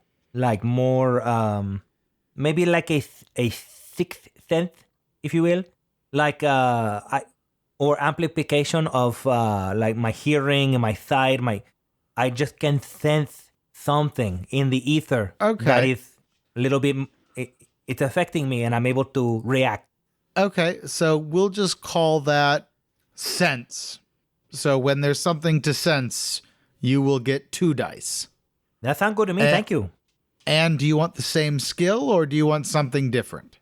I'm a little stymied, honestly. I mean, if I'm in my body, I'm not able to contribute to the game much. So, Well, I will remind you, the skill is do anything. So you have 2 companions and you have yourself, and literally your imagination is the limit. You couldn't possess somebody, you failed at that, but your Did she roll that? imagination I rolled, She the did. only dice I've rolled is a 6 and a 1. Got it. Okay. and a 1. All right. And you get XP finally. That's pretty good. A... So you could take an XP and get possession up to 2 and try to possess someone else, for example. Wait. I'm Wait. Her skill is possess though. She only rolled 1 die, but she should have rolled 2 then. Oh, was that her spirit skill? Yeah. Oh, okay, then you get a second dice. If you can beat a 3, you success. That's why I wanted to know what it was. Yeah. Sorry, a tell little you. confusion. Yeah. Okay. Second dice. That one's a 5. I don't know. This all feels Then very you- up in the air. I rolled a 3, so you successfully possess someone else. That's good, because that means I'm maneuverable now. So Spirits can fly. any creature you can imagine is on this street right now. What did Anne possess? Head tilt back snake girl? There you go. So to everyone else, the body of Anne sort of withers and disappears. Splat? Not even like there was a splat there, and then it disappears into sort of ash that just blows away. And as far as Armando and Nugh know, Anne is gone, and you feel yourself in control of a body of a little girl who's about 9, whose head opens up on a hinge, and an 8-foot snake pops out of it. Impressive. And the snake's the one that talks, right? Yes. Okay. So it's like a snake wearing a very fancy suit with a hoodie. If that's how you want to think about it. And we'll call it a boa constrictor snake, because I like boas. both the snake and the feather. And the feathery apparel. Right. So I'm going to grieve for this splat that I can identify as what used to be Anne. I'm like, oh no. I guess it is just the two of us. I think when Anne's like turns into the ash, I think Nugh probably tried to grab for her to try to hold on, like a little desperate, like no, like. It's like the guy in the tube with the dollars going everywhere, and you're just trying to grab as much as you can. I was going a little darker there, and the gigantic earth elemental in Neverending Story. Oh, It just goes through my fingers. I was thinking Marvel Snap. That was more what was in my head as the Marvel Snap. it's very sad. Is Tony holding Peter, and he disappears. Peter. That was Yeah, in my head, but Oh, feels so good, Mr. Stark. Oh my Yeah. gosh. Yikes. but All right, anywho, what was boa constrictor 9-year-old talking to? they were just walking down the street. Actually, no, I guess they pulled out their. They were buying a gem at one of the stalls you see along the road. Okay. So I walk up and my 9-year-old boa constrictor. Yeah, I like that. That's misleading. My 9-year-old boa constrictor body to my friends who are just wailing at me dying. And I look at the gem next to them, just waiting. I don't mean to get too meta, but like you're just waiting, you're just watching us grieve for you, and you're just observing. That seems very callous, if I must say. Have you But met now that- Anne? Yeah, she's caring for Sadie, and I thought she was a very compassionate person, but clearly I misread the situation completely. My middle name is miscommunication, as I say. I won't let you. So I am crying openly. I'm openly weeping for like I should have put on a different ring. I don't know what I did. And It's okay, Armando. I'm sure she's probably in a better place, but I think this is a good warning to us both that that this is a more dangerous place than I certainly anticipated. We should be careful. The 9-year-old boa constrictor says, I will not let you. Will not Pardon let me? us do what? Foul serpent. this is a kind of a private conversation, frankly. We don't know you, and we are trying to grieve. So if you can give us a minute, we If you will don't really mind, appreciate that. our friend just evaporated. We have some feelings. The loss of a body is but a jowl in the road. Wait a minute. I recognize this confusing speech. Good, This 'cause is that's Anne. 13 out of 13. That's all of them. I'm out. Wait. Tell the clock now. Who are you really, little girl? Surely not a Culiony barbermonger. I knew it. It's Anne. Nobody has talked like this. I think we both give her a big hug because, like, we just thought we lost her forever, and My head unhinges and I wrap a boa around you both in a hug as well. that's I not at all flinch. disturbing. Initially, I flinch, but then I embrace. I accept the embrace. GM, this is messed up. I wasn't the one that decided I looked like a pile of something that got hit by a carriage. That was you. That's on you. I gave you an option to survive it. I think But that is anyway, a self-commentary. That is messed up. That what she thought of, you know? we were all messed up. Let's just call it that. So Dig it. all three of you feel a pull on your rings down one of the streets. I think we should go that way. I was thinking the same thing. I can feel it.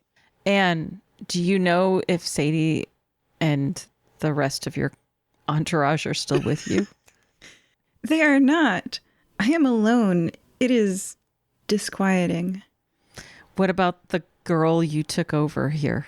Or snake? Or a gesture at your new physical form? So, I Anne, hear a subtle hissing. you feel not empty, but there's only 2 of you in there now as opposed to 4 of you in there now. A bit less of a clown car. There's Yeah, so a much bit less room of a for clown activities. Room to spare. Yeah. So as you go down the street, you guys come to a wall. Like, all of the buildings there's no space between them. It is teeny tiny houses or buildings stretching towards the sky in unimaginable ways. Neon signs absolutely on every imaginable surface, and you feel your rings pulling you towards something. And as you go down street after street, eventually you come to an area that's a little darker than everywhere else. There's only one faint sign. It's not even in neon. It is a painted sign with a row of lights above it that says Mizrak's Depository for Magical Items. And your rings are pulling you towards that. Down that Khalid alley, Mizrak was the name of the seller of the orb. I agree. Let's go. Yes. Interesting so that would be inside the dream realm. It seems Keep like in mind- real estate is a real problem here. Do you notice how cramped everything is? And he has a magic shop like right here. So, GM, I have a theory, and I would like to figure out if my theory is correct. Okay. My theory is that this city, as it is presented to us, is what someone would imagine a city looks like rather than actual architecture. And I would like to use the mental skill that I have, which is bardic lore, random bits of knowledge. Okay. What are you exactly trying to discern? I am trying to discern if the city itself, the edifice of this world, this realm, is really made up of dream stuff and might be as susceptible to imagination as anything else. Go ahead and roll your 2 dice. God, I hope you rolled really low. I rolled a 3. Okay, so I am wrong. I rolled a 2 and a 1. Nope. This is absolutely reality. Wait, didn't the sum of the players meet to beat the GMs? Let me double check the rolls. I think it's each individual dice, but let me double check. If the sum is higher than opposing roll.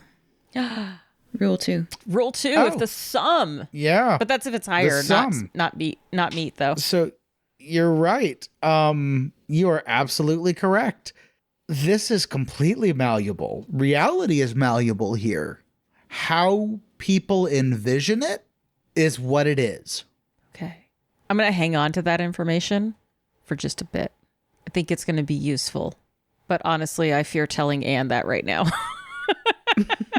What about your friend Armando? He has proven to be a trustworthy ally. Yeah, no, I I'll tell think. Armando eventually, but like Eventually. Okay. Anne, no, I Anne, trust you. Anne That's would be fine. dangerous with this information, to be perfectly Absolutely. honest. Don't trust her. I like her a lot, but but she is she is a very, very powerful wizard and not terribly well trained. So Let's through Cthulhu. right. What? Did you do that too? Okay. Anyway. Oops. So Oops, all Cthulhu. so you're standing outside this darkened spot. What are you going to do? I think we have to go in. Okay. So as you go in, the tinkle of a bell rings as you go in. The door hits the bell. And in front of you is a long counter. And there are shelves stocked with boxes and vials and swords and axes and scales and every magical and mundane artifice you can possibly imagine is crammed together in what looks like a pawn shop. And when the bell rings, out of the back, a creature with dark black hair and navy blue skin and eyes the color of starlight comes undulating out of the back. And I say undulating because their lower body looks like it's made of thick night, that velvety night you think of when you're sitting alone in your room by yourself and you can't quite see. That's what's beneath them. It changes as you look at it. It's constantly undulating, but it moves with a purpose. And Mizrak comes out from the back and goes, "Welcome, welcome, travelers. Are you looking for magical items? Are you looking for what you dream of?" My mustache is twitching. That's all I'm going to say. I don't trust this guy at all. And so I kind of back up and cross my arms like, I don't know about this. And so then I defer to my teammates to see what is going to happen. The player is reminded of a phrase by, I think the author was Chan Siegel, vacillating in the penumbra of existence, like an eel tail flickering in and out of reality. I mean, gosh, I want to possess this person. So I'm not going to the facepalm of my You got Twitter like two players. dice. I mean, go right ahead. This is why I didn't tell Anne, by the way. This right, That's right. this moment right here. This is why. Yeah, I think I'm gonna unhinge my neck, raise myself as a boa up like 8 feet above the neck Plus- of the 9-year-old child. What, a 9-year-old's like maybe 4 feet tall, so you're 12 feet total. Yeah, I'm like bowing, arching down from the ceiling, looming in at this person, and I hiss at them in my boa constrictor mouth. Hiss. Are you saying anything or just hissing? It depends on the boa constrictor mouth, doesn't it?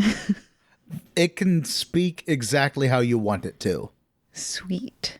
I am going to say, Mithrak. Mizrak steps up to you and goes, takes a deep whiff and goes, "Ooh, you are interesting, aren't you?" You dare to go? I'm doing a snake voice. I want some S's. Edward of Nod? There are no S's in that.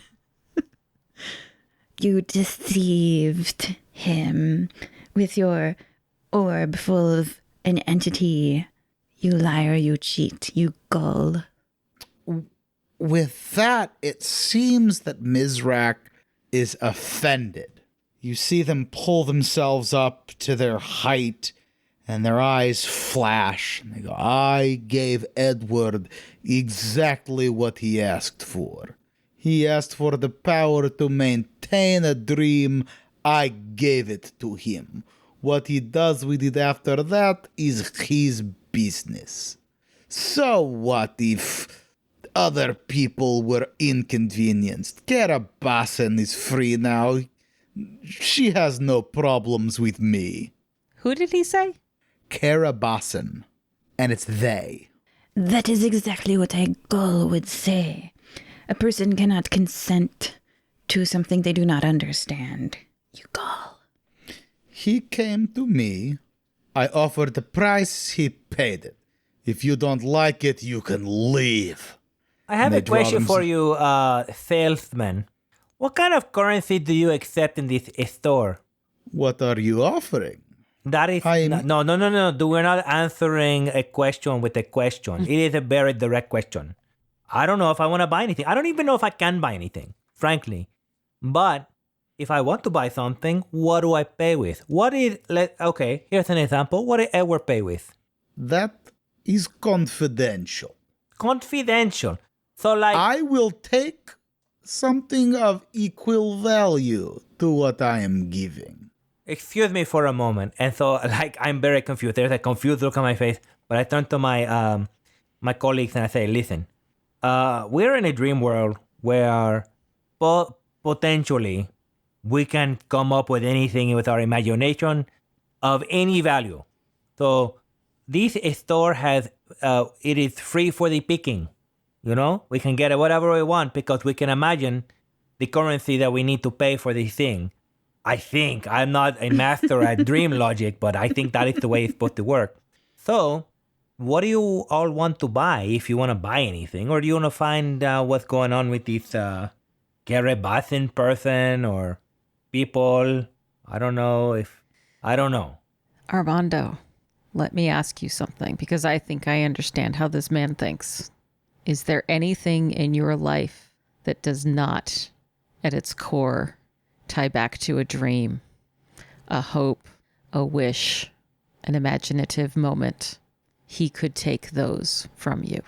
At the mention of this, I would like to say again, Karabasan is not he. Karabasan is not.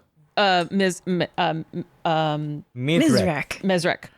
Sorry, Mizrak is not he or she. Okay. Karabasan is she. Gotcha. Mizrak is they, them. Got it. They could take any of that from you.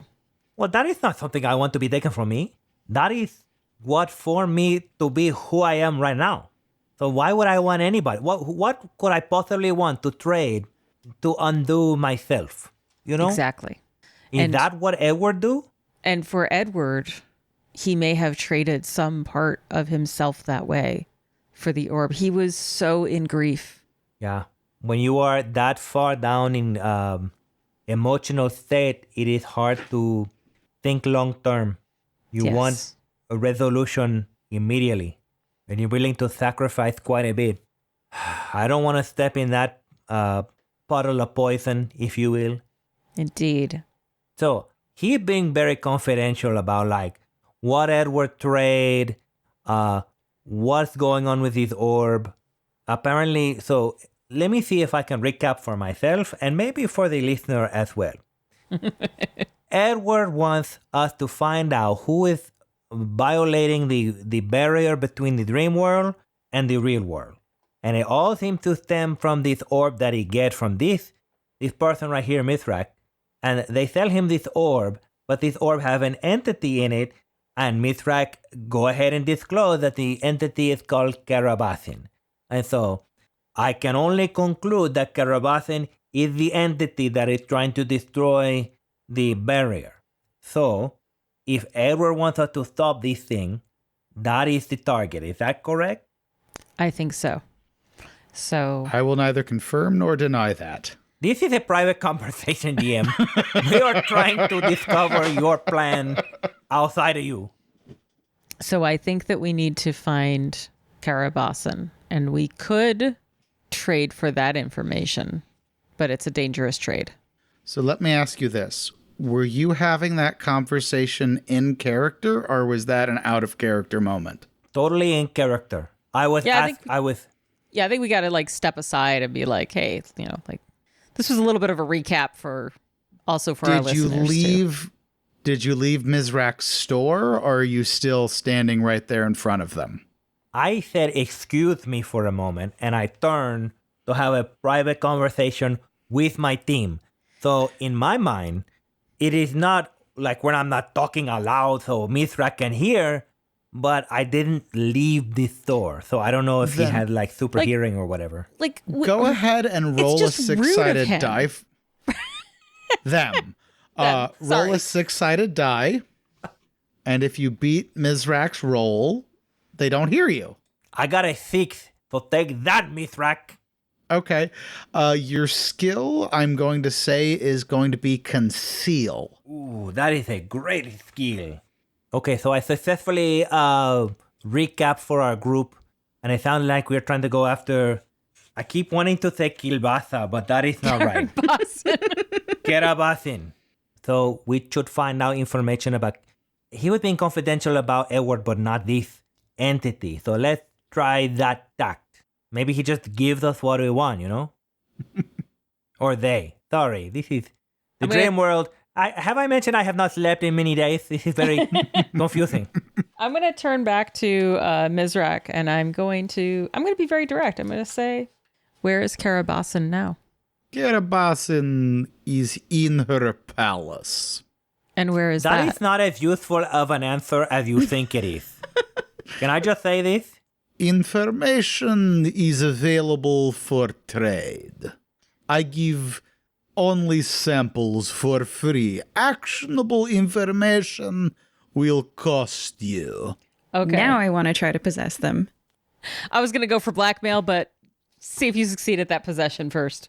I was just going to give random facts about things that is information, and with enough information we could trade equal amounts of yeah. information. I can So teach you them how have- to make cheese. You have no, 2 dice in possession, right? I do. Oh, mother snake eyes. Oof. Oof. With a roll that low. You better roll. Oh, I wanna did. see- Yeah, okay. All right. I did. What'd you get? I'm not going to tell you what I got. I beat you by a lot.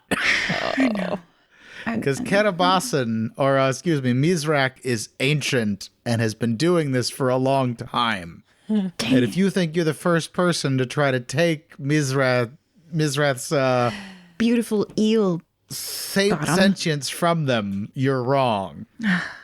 Mizrak draws themselves up, looks directly at you and goes, "Don't try that again, or consequences will be dire for you, little awakened one." And they spit at your feet. I'm so ashamed. When he says That awakened is- one, I'm going to look at him very, very startled because that was in the note. Awakened one, you say? Oh, yeah. What do you care about a dream souled? Are you saying that she's dream sold? Mizrak turns their back to you and starts swearing. You don't know what language it's in, but it is very clearly swearing that they've been put off their game and they gave away more information than they intended. Great. So I want to use Bardic lore at this point and try to figure out something that I can use for leverage against them. Okay? Okay, roll your dice. 4. That's total. We're so good at this. The ancient being just swats us like a fly. Yeah. You don't succeed in getting leverage over Mizrak, but I will give you that you understand that dream souled means you were created in the dream. All of Nugh's existence has been a microcosm of these few moments of Armando and Sadie's dream. And when we return to reality, you will stay behind. No, not exactly that, but the animating force that is Nugh, not the body they possess, but the soul within them, was created here. So she is a local. Does she get like a discount or something? Like at Disney World, if you're from Florida.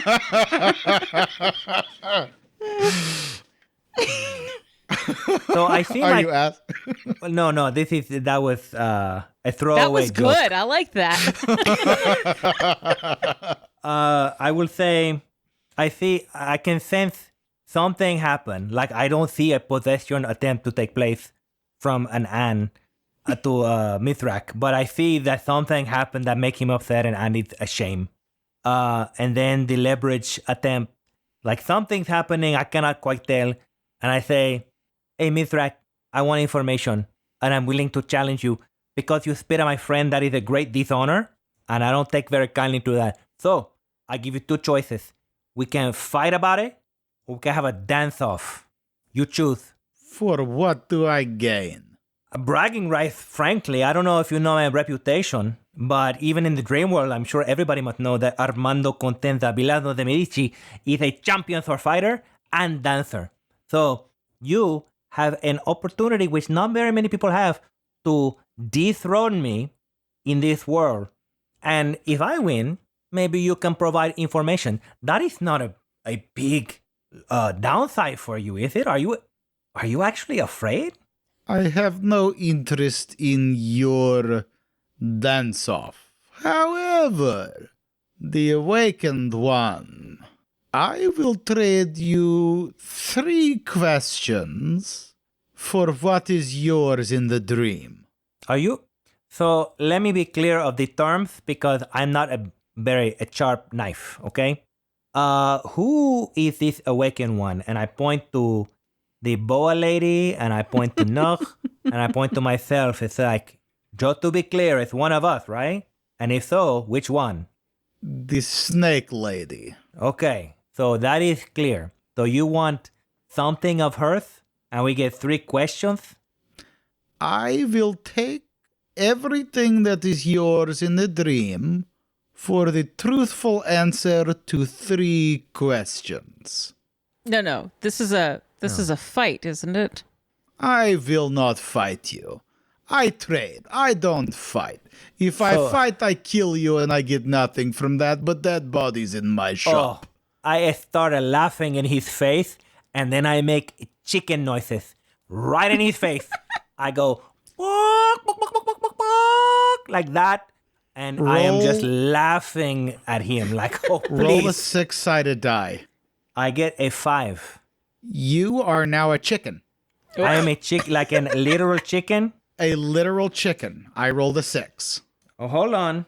What was that roll that you rolled? Was it like intimidation? It was transform. No, I was rolling against his transform. Yes. Okay. Mizrak wanted you to be a chicken, and therefore you are now a chicken. Okay, I'm a chicken. It's like, oh, I'm going to be a chicken that can speak like a normal person, though. I'm going to say, no? Nope. Well, You then cluck I like a just say to chicken. him, buck, buck, buck, buck, buck, buck, buck, buck, buck. And I laugh. As you can imagine, like a chicken will laugh. That is what I'm doing for like a minute solid. A laughing chicken in his face. And I just look at Armando and I look at Anne and I say, it's okay. I'm sure that Mizrak's reputation will not take any sort of hit for not coming up to this challenge. And I turn and I walk out the door, and immediately, like, my intention here is to essentially, like, exude a reputation ruining rumor about Mizrak. I'm going to make you roll for this. I hope so. What is how does the rules exactly phrase it? Say what you do and roll the number of d6s to determine the level of the relevant skill you have. So I feel like rumors are something that kind of get whispered from one voice to one ear and around and around and around. But when I do it here in this moment, I only have to whisper it once, and it hits somebody's ear at the end of the street, and they repeat it immediately, and it gets passed on and on and on, all through the Neon District. And if Mizrak doesn't do something soon, it will be all over town that Mizrak is so afraid of newcomers coming to his shop that he had to turn one of them into a creature rather than face him face to face. That Mizrak's a chicken. Yeah. I think that is called projection, right? Yeah. Yeah. Roll. All right. It's pretty much do anything because I really don't have a whole lot else. Yep. So I love this game. 5. I rolled a 4. I would like to spend one of my XP to use that for advancement. Okay. So what do you want the skill to be? I don't know, rumor mongering. Okay. So now anytime you want to rumor monger, you have 2 dice in that. Thank you. Wait. Okay. Oh, now we're willing to talk? Phil, if you're going to be a little baby about it, we can talk, okay? Okay. Armando, you are no longer a chicken. Oh, that's good because I was about to take a dump on his floor as a chicken. But I don't think that is appropriate, like as a man. For comedic effect, I feel like Armando transforms right as he's squatting I think so, yeah. But then I see everybody looking, and I put my pants up real quick, like, "Hey, just kidding, everybody." Ha ha ha. Very well, very well. Fine. Instead of everything you own in the spirit world, I will offer you very special deal. First time customer, first time to the dream. One thing of my choosing that belongs to you from the dream is now mine, and I will still answer 3 questions. That sound fair to you? Name what it is you choose. Well, that is not my deal. My deal is one thing I choose. I don't know what it is right this second. Eventually I will know. It will be one of probably 3 things, maybe 3 things. It will be mine. Don't worry about it. You want a squished and body? No, I have no interest in Anne body. What? Oh, do you want, I got a ring? That is not of the dream. That is of the waking world. Don't you worry. I will take it. It won't be even something you will miss. You won't even know it's gone. I'm going to decline. I am willing to offer you my greatest fear. I have told you already. You have nothing I want. I'm concerned that I have something this thing wants. I am too. I'm just worried because I straight up have nothing. I'm a spirit.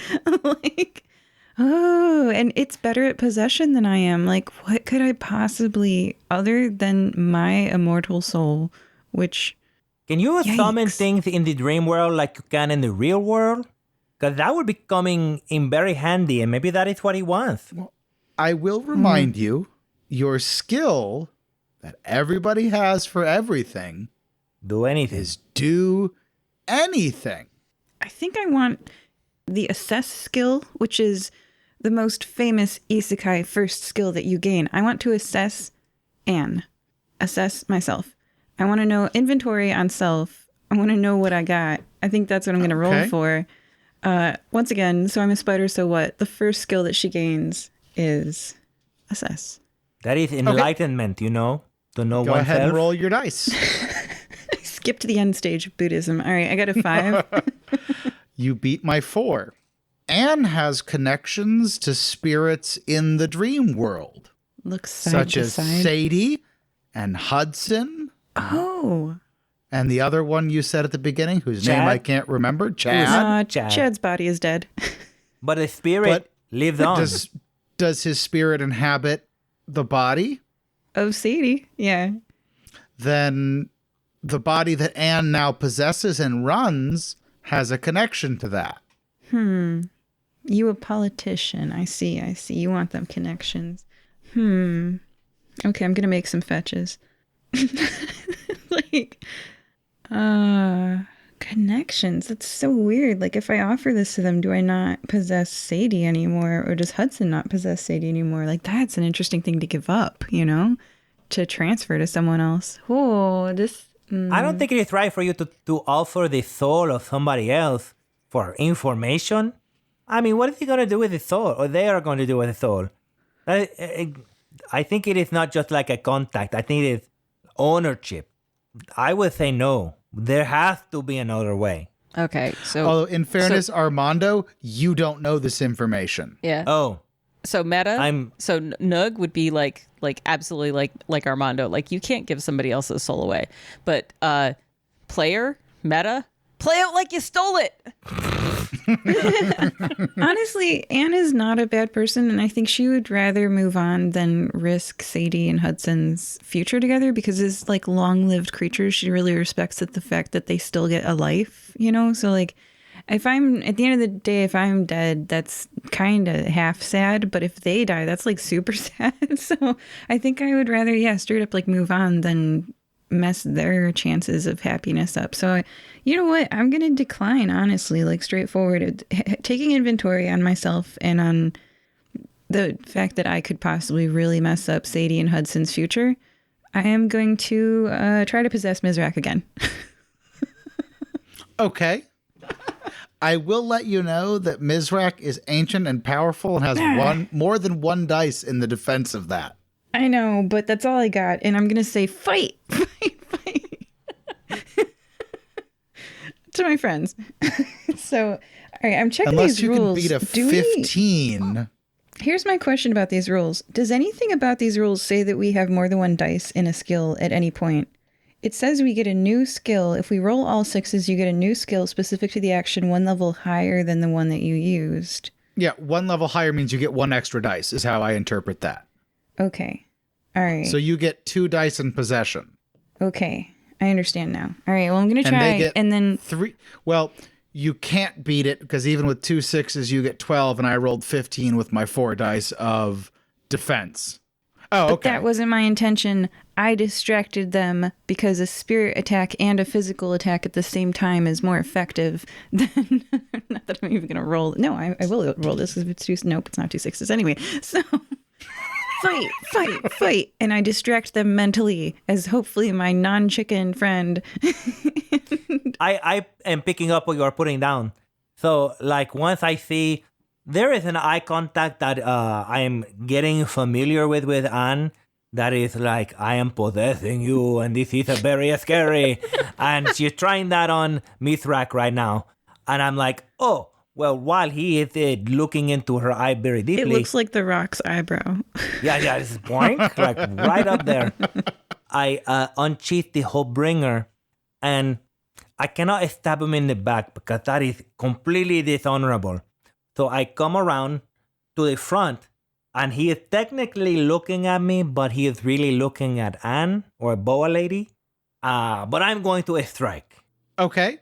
And that is, yes, I'm going to roll some dice right now. Oh, you don't have to roll terribly high. I got an 8. I die. I get an 8 also. Tie goes to you, so you do strike Mizrak. What was your intention? I was going to, this is complicated. So I was aiming my sword right, let me ask you a question first, because this is going to depend on what's going to happen. Is he like, is Mithrak anthropomorphic? Does he look like do they look like a person? From the waist up, usually. So in the circumstance when he look like when they look like a person, I'm shoving my rapier up the nose like this and attempting like a very cruel lobotomy. What are you hoping to accomplish with this? I'm hoping that because he is like a magical being, the ideas come leaking out of his brain and we can read the ideas. Wow. I'm not going to give you that because you tied my roll. In that spirit, though, I will say... Oh my gosh. Number 2, if the sum of your roll is higher than opposing roll, the thing you want to happen happens. I've not gotten any of these rules right for the entire time we've been playing this game. There's 6 of them. How am I so bad at this? So it's not higher, so we fail. It's not meet it to beat it. It's exceed it to beat it. Yes, but in a tie situation, I like players being able to do what they want. This is not the right time to bring up this rule when I am rolling, frankly. You can save that for your own roll. I am in the middle of something right now. As a DM, for me, the ultimate rule is the rule of cool wins. And I think it would be cool if you succeed in what you want to do when you tie. So I'm By the way, anti-Vegas rules. The house Maybe- has a disadvantage. would you like to know rules as written? Because there are actually rules for ties. What? What are the rules for ties? They're in the extras on rollforshoes.com. When your result is a tie with the opposing roll, you both partially succeed and fail. You don't get XP Okay. and accomplish your goal barely with an unexpected twist. I like that. Thank you, Nugh. That is, I'm going to do so. Bardic lore. I will say you get them and you get flashes of a castle and a portal. And on the other side of the portal, you see Edward of Nod and Emil both tied to tables with runes written around them. And the room you see has 2 tables with rooms written around them and nobody laying on the table. And after you flash that, you feel yourself being thrown from Mizrak's shop And when you fully come to, you are laying on your back outside the door. That is completely fair. Mizrak draws themselves up, looks at both of you. Leave now, or I will tear your souls from your bodies and torture you for eternity. Oh, I'm so scared. My soul's separating from this body. Oh, and I walk out the shop. Go ahead and actually roll against Mizrak's intimidation roll. GM is like, you will roleplay as scared. I got a 1. All right, maybe I don't say that. And you are absolutely terrified. I got a 12 on my 3 dice. I run from the shop. I'm looking to see if there's anything that, you know what? I would like to just politely say, we'll be back later. Thanks. Bye. Okay, so you are now outside Mizrak's shop. And don't forget to take that XP, by the way. Oh, yay. How am I so bad at 6 rules? I know it. Now you understand why I messed up the rules when there's only 6 of them in a nod to Mother. Even though there's only 6, you forget. We're all learning. That is it's exciting that the listener is also learning too. Yeah. I know less about this game than when I started playing it. Just wait till you read about flaws. What? When you're especially bad at something, it's written as a negative skill. When you act with a relevant flaw, you roll that dice and only keep the lowest result. Good luck. Holy cow. Okay, so I'm on the homepage and there's 6 things and I'm like, I got this. I click on extras and I'm scrolling. So I would like to totally say, gonna keep. I love this system. I've never actually clicked on that, and definitely the next games I'm playing are a roll for shoes because I love this system. I really do. I love this system. I think it works really well for being in a dream world, by the way. That's GM, what I a love good- about it. Yeah. That's very inspired, for sure. Thank I would you. like to say, as Sadie is scurrying out of the store in complete terror, she tripped over me, and that is what makes me come to. And as I see her, Okay. I wake up and I say, "Oh, Anne, Sadie, I'm sorry, still confused from that flash. Where is Nugh? I have information to communicate to both of you. It seems like if you are to stick a sword in the brain of them, you get information like a shockwave. I don't know a proper metaphor for what I just experienced. Post sneeze booger splatter. Exactly like that. And I got information boogers all over me. So anyway. So Nugh comes out like a minute later, like a few seconds later, as you're explaining the booger splatter. Yeah, I'm really trying to Brain. get into the details and making the metaphor work, but as I keep talking, it just makes it worse and worse. It's like, and it's not, it's just really congeal and it worked. And so I say, oh, forget it. Here's what I learned. And I tell them about the castle, and I tell them about the portal, and how Emile, why I could not contact him, and Edward, they are both tied to tables with runes, but then there are 2 other tables with runes that are empty, and maybe that is for the people that are inside Sadie/Anne/Hudson/Chad. That is a lot of slashes. So I say, we need to find a way to this castle.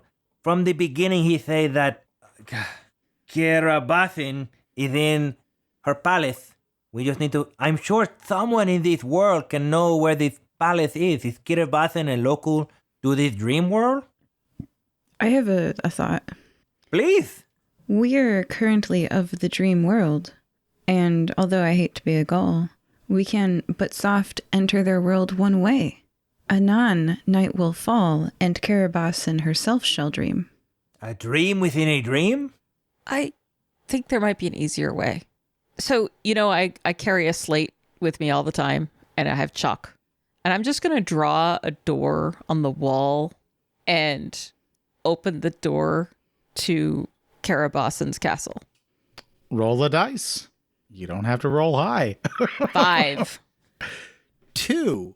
I'd like to spend my let me other just say XP. my theory. Before the GM, my theory was that we got incepted to go from reality into because there's somebody in reality who's helping Karabasan escape from the dream world into reality. So by us going into in the dream world, it's possible that we're the ones who's letting the dream world out. And so like you making the door is just, I'm saying it's coming full circle, and I'm just a little worried right now. Keep going. So you draw the door. And I'd like to spend an XP Okay. to gain this as a skill. What do you want to call it? I think dream shaping is a pretty broad skill. Okay. We'll call it dream shaping. So you draw the door, and the second you draw the door, that blue silvery light you saw in Nod's dream world shines behind this door. And as you open the door, you see a palace made from the essence of dreams. It is a velvety blue shifting miasma of smoke, and if you stare at it long enough, you can almost see it shift and change, but there's definitely an overarching shape to this palace. There is a giant door standing directly in front of you, and a long pathway from where you're standing to get to the door. Or did you want to go directly to the center of Karabasan's palace? I think I want us to be inside. Okay. So as you open the door then, you see the room Armando saw, that there are 2 tables laying on your side with runes written around them, and there is a shimmering portal very similar to what you stepped in through Nod's portal, and you can kind of see through it, and on the other side you see tied to the tables are Emil Safiosi and Edward of Nod, and both of them have cuts on them, and their blood is slowly draining out into the sigils that are lining the tables and are filling them up. And as their blood runs out and these sigils fill, you can feel a vibration from that portal. The runaway. The blood of the runaway taken by the family is Emil. Mm-hmm. The blood of the jailer taken by the prisoner? It's Edward. Edward. So is the prisoner the mother? His mother? Well, she's gone now, but he imprisoned everyone.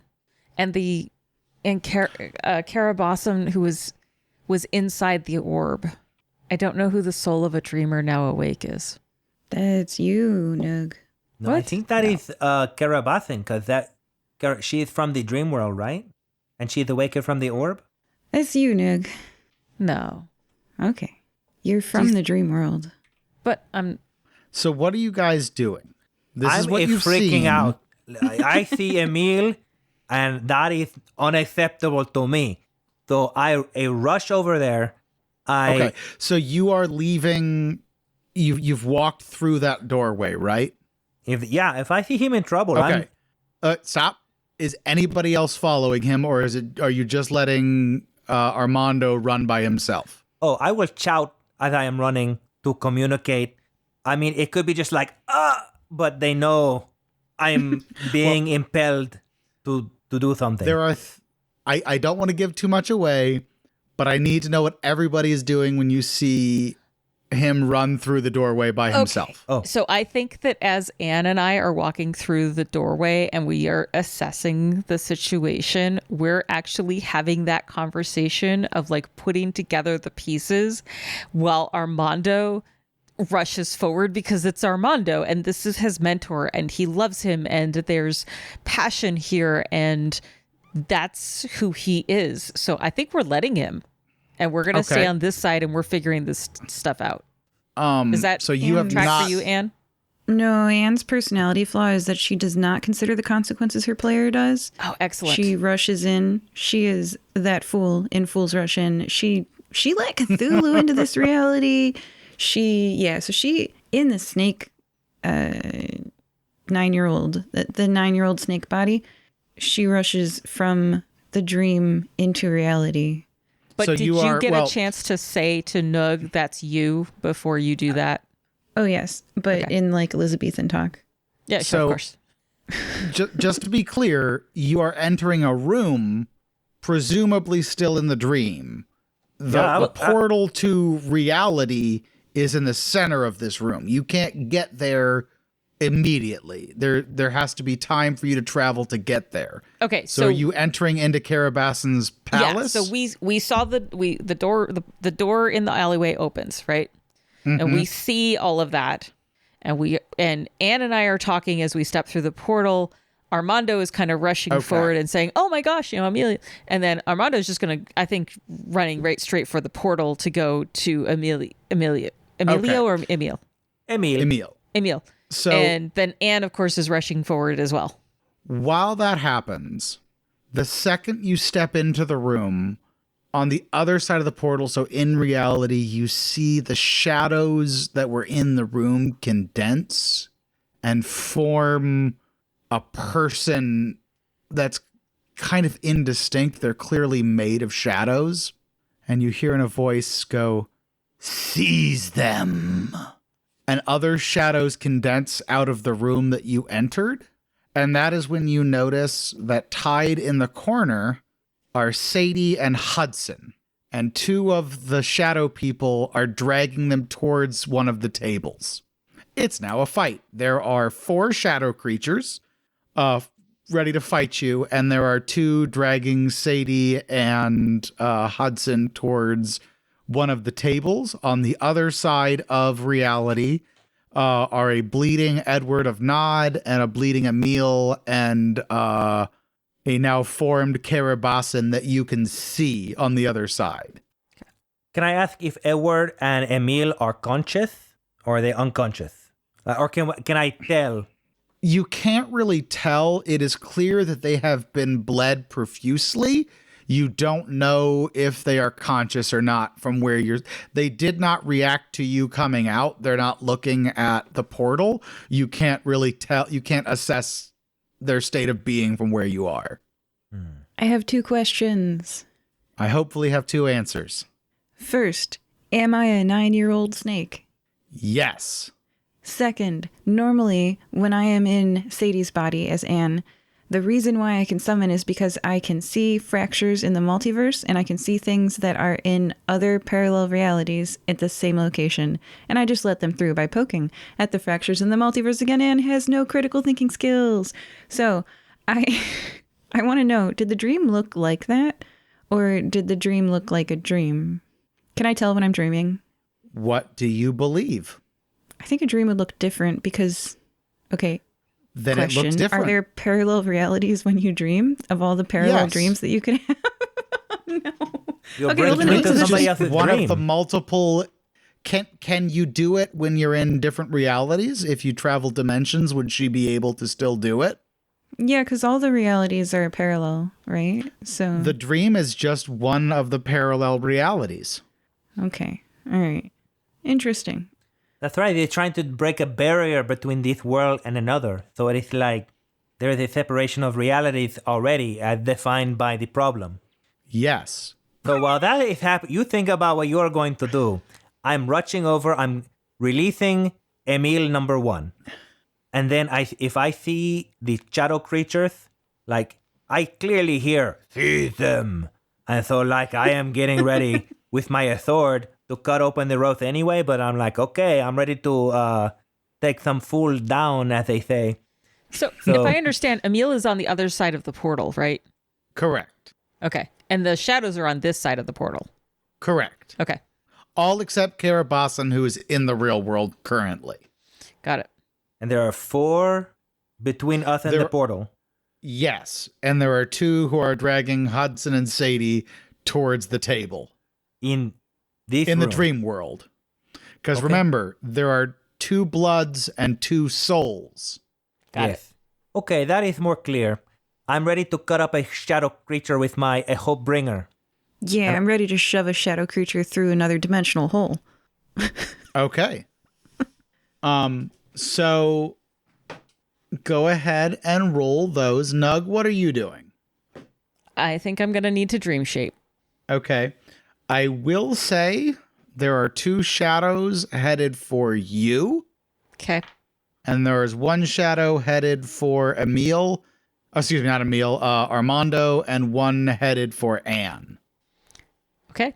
So let's go Armando first. Let's roll contested. What are you trying to do to the shadow that is trying to intercept you from getting to that portal? Let me ask a question about the shadow. Is it like an anthropomorphic shape? Like a Yes. person? It looks like a person. I'm going to try to perfect the move that I only halfway succeeded on with Mithrak and do the lobotomy move. Boom. Up the nose of the shadow. So trying to get more information what they're doing. Maybe. It worked once. Why not again? Well, beat a 2. I got an 11. And so it's like, pow, I really did it. So are you trying to kill them primarily or disable them primarily? You're trying to get information primarily. Disable number 1. Like, if I could render unconscious, that's what I would prefer. Because I don't know if I could use information later, but if they're in the way of me and Emil, I want them out of the way. I will say you successfully knocked them unconscious, and the information you get, they really want Nugh, and either Sadie or Hudson are icing on the cake. They don't need both of them. So after I dispatch that guy or lady, whatever, I'm not I'm equal opportunity ass kicker, as it were. It's a shadow. Yeah, okay. I turn to Nugh right away and I say, Nugh, you are who they want. You are who they after, or who they are after. Be careful. And then I am torn because I see Emil and I want to rescue him, but now that I know their plan, I gravitate toward Nugh to protect him. Okay. Anne, it is your turn. What are you trying to do? And the one that's trying to do something to you is going to try to hit you. Beat a 3 to be knocked unconscious. All right, so mechanically, I have 2 dice in possess and I have 1 dice in do anything, and I have 2 XP. So my question is, the rules say XP can be used to change a dice into a 6 for advancement purposes only. Can I do that now before I roll? I mean, yes, because you can advance your character. It does not change the 6 to an automatic success. Right, so I want to spend my 2 XP into possess to advance it twice, to have 4 dice in possess, and then I want to try to take Karabasan. Let me walk you through that. I have 2 XP. I can level up an ability twice. I have 2 in possess right now. I want to level it up to 4 dice, and then I want to attempt to roll to take over the body of Karabasan. Because she has to get all 60 to level up, and she has 2 dice in possess, she has to use 2 XP to turn both dice into each one. Yes. And she level up 1 time. It is change a dice, not give a dice. So yeah, you could roll it and then level it up 1 spot. I think Armando is correct in that. Unless you roll a 6 in it, like if you roll a 6, you can change the other one to a 6 with 1 XP. I think that's the right interpretation. XP can be used to change a dice into a 6 for advancement purposes only. Okay. If you roll all 6s, you get a new skill specific to the action 1 level higher than the one you used. So can I spend my 2 XP to change a dice into a 6 for advancement purposes only, and then is it 2 rolls then? You would have to roll the dice first to change the dice to 6s. So you have to attempt it before you can change it. All right. And then you can upgrade it 1 level. Okay. All right, you almost got me. I'm not going to lie. I was like, yeah, that makes sense. And then Armando was like, I like that. No. Oh, that's what I get for pointing out that exceeded to beat it earlier. It's only fair turn. How the tables turn, am I right? How the turntables. I was playing the drinking game for your word usage, so I'm a little slow. I have a 5. Oh. You could possess a shadow. That should be easier. What? You could possess a shadow, one of the shadow guys, or maybe more than 1 shadow. I don't know how that would the extent of your abilities. I want to possess, which is to jump bodies from 9-year-old Snake to one of the Nugh attacking shadows. I rolled a 5 to do that, and afterwards I want to spend both my XP to level up possess. Okay. Well, you beat my 3, so you do possess one of the shadows that was going after Nugh. Although because everything takes place simultaneously, they are still both going to try to grab Nugh at the same time while one is attacking you. Well, wait. Does that make sense? One shadow was attacking Armando. One shadow was attacking 9-year-old Snake, which is no longer me. Sorry. And Armando's like, you menace. Yeah, I know. And then 2 shadows are attacking Nugh. So I want to be in the body of one shadow that is attacking Nugh and attack the other shadow that's attacking Nugh.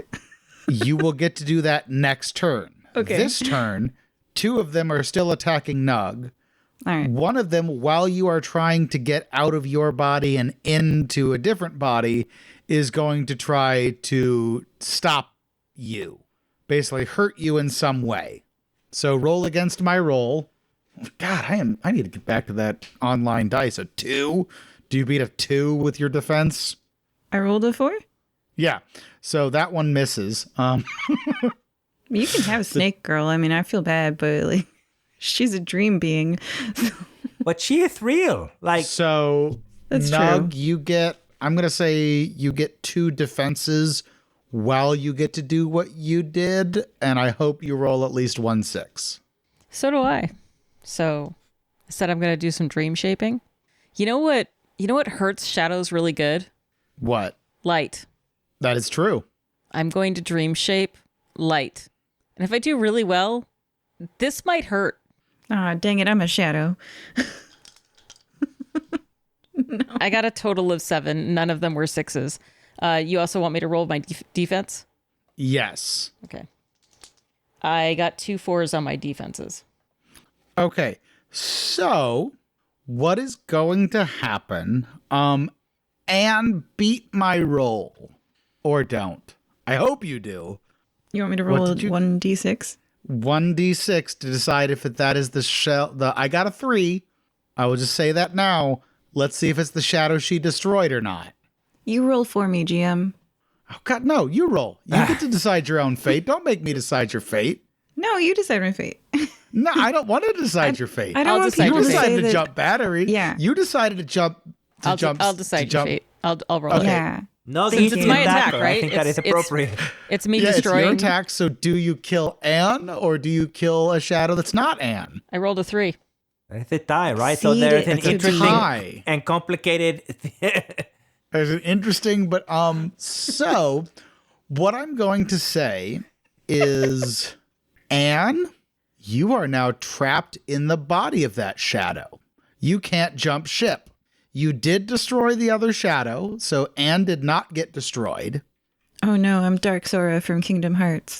But when Anne goes back to the real world, she has a shadowy, like she's not entirely there. You have a new body. That's what you've been You looking have a new for. body. Wait, what?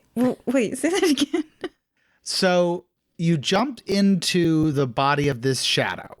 When Nugh shined the light, It's like the outside hardened. You know, like first it was permeable, and then when the light shine on it, the borders of the shadow harden in a way that it cannot escape. Is it Something like that? It's Yeah. like prison. Anne It- gets the body of like a Nazgul? yes, that you have the body of a Nazgul. I thought I was ugly before. You are a shadow being now. This is temporary. It's fine. Well, maybe. Well, other adventures will decide that. So, but the consequence to Nugh losing the role is Nugh is now tied to one of the tables. Wait. I lost the roll? You lost one of you successfully created light, but you did not win both of your defenses. Okay. So I did get an XP then. Yes. Okay. So they're dragging a 6.5 foot slab of a creature onto a table. Yes. I'm a strong Nazgul. Yeah. It's They all did that dream before world, right? they got destroyed, but you are now bound to the table. So essentially, it's like they're dragging me, and I'm like concentrating on the stream shaping, while Anne is trying to essentially infiltrate one of their brains, and they get me onto the table. They start strapping me in, and that's when essentially I summon like the light of 1,000 burning suns. Correct. Yeah. Okay. They don't really need to strap you in, though. They just need to get you on the table, and the magic itself will hold you there. Not for long. Hopefully. So with this light of 1,000 suns, do like I get a suntan on a half of my face? Yeah, definitely. Sure. Left half of my face is tan, and left arm. Oh, and I wanted to yell something before all of that action, which is Okay. Armando, go help your friend. Next turn, that Okay. is what I'm doing. So it is now top of the order. So it's a new round. Sadie and or Hudson will be placed on the table. Nugh By is what? already by the two that dragged them there. There were 4 fighting you, Yeah. and there were 2 dragging Hudson and Sadie. Well, So there were a total okay. of So 6. one attacked Armando. Okay, there's 6. Oh, Yeah. There were 4 that engaged you and 2 who had a mission. What about 9-year-old Boa? That body is gone. Oh, Actually, you know my. what? That body wakes up and is like, whoa, what is going on? I want no part of this, and is walking towards the exit. But being attacked by shadow creatures, because they don't. Yeah, I do guess they know one I hopped shadow out? creature. Yeah. I guess you're right. One shadow creature is attacking. It doesn't know that it's been possessed, I guess. Sure, we'll go with that. Distraction. Yeah, Okay. You can throw a tennis ball at a beagle. sure. So what does everybody want to do? I will say the 2 that are dragging Sadie and Hudson seem to be content locking them to their tables. I would love to interfere with that. Okay. I am a strong Nazgul, as demonstrated by Nazgul's ability. Is this copyrighted? Demonstrated by shadow creature's ability to drag Nugh anywhere. So I'm gonna try to. How do I get both? How do you do a split in bowling? You usually hit one at an angle so it goes into the other. So I'm gonna try to bull rush one of them from an angle that would fling them into the other. You could consider letting, Nugh off the table, and then you have another person to help you. Because I'm going to use the table. I'm so strong. I'm going to lift the table and I'm going to throw it and Nugh into one of them to knock them into the other. I love the do anything skill. If you believe you have the strength, let's see if it's true. So strong, bro. I got a 5. I got a 4. Okay, so you try to lift that table, mark an XP, and you go, and the table does not budge. Armando, what do you want to do? So I heed Nugh's worth because I know I'm learning to trust people. I'm, not very social or anything like that. So learning to be part of a team and learning to trust people has been an exercise for me. But I am able to trust Nugh. And I say, I'm saving Emil. And so I will go through the portal to his table with some flair. So I'm going to do a cartwheel, backflip through the portal, land, hoya, crouch, and then remove Emil from the table. So you're trying to get through the portal to free Emil, correct? Correct. That is correct, yes. Okay. Roll a 6-sided die. What is the skill I am rolling against, because I might have 2 dice to roll? Well, you tell me. Well, I'm flipping through a portal, so to me that is a 2 dice thing with my body, because here is the secret of what I got with the body roll: alacrity. I can move very fluid. I will give you 2 to get through the portal, and then I'll actually give you 2 to free Emil too, because you can move quick. And you're back in the real world when you do that. So my first roll is a 7. My second roll No problem. Huh? No problem. You do an excellent flip through that portal. All right. That's pretty good. Second roll is a 5 total. You beat my 3, so Emil has been freed from the table. And he's probably looking very beat up. He is barely conscious. Is Are the runes on the table like glowing, or is the blood affecting the table in a way that is observable? Yes. It is glowing and vibrating. Okay, so if I have an opportunity to do this while I'm releasing Emil, I would like to tip the table over, like kick it over. That will be next turn. Okay. Let's see what Anne and Nugh have to do. Well, I guess Anne has already gone and failed to flip a table. Yep. Let's Yeah. see what Nugh is So going to do. I have like a ball of the light of 1,000 suns, right? Was that a constant? I thought that was like a one flash of light thing. Was that? So I was imagining it as like I have pulled this ball of light, and I'm you going will to still do have something with you it. will still have to roll for it. Roll for the ball or roll for doing something with it. Shoes. Roll for shoes. Literally anything you want to do. Because you didn't get 2 6s, I'm not going to give you that you have an infinite ball of light to destroy the shadows I have created. Oh, no, But I I will was say- going to throw it. Then I will say you still have it because that's a really cool image. Thank you. And I will let you throw it. Awesome. Okay, so I'm going to throw it. I would like to throw it at Kara Bosson. Karabasan is currently in the real world. Uh-huh. But she's made of shadows, isn't she? She is. I'll let you do it. Oh, you're good at throw. Yeah, I know. I heard a rumor that I'm the dreamer that's now awake. So, I'm going to give that to you. That is a great use of my own language. Absolutely, you can do that. That is 100% you can do that. I love right. that. here we go. I got 2 dice in throwing, so I'll give it a try. All of us I got a cross our 6 fingers. total. Okay, so you throw the ball of light and it strikes the portal. And the portal almost seems to be resisting this ball of light. It bends inward like a net, and suddenly it snaps.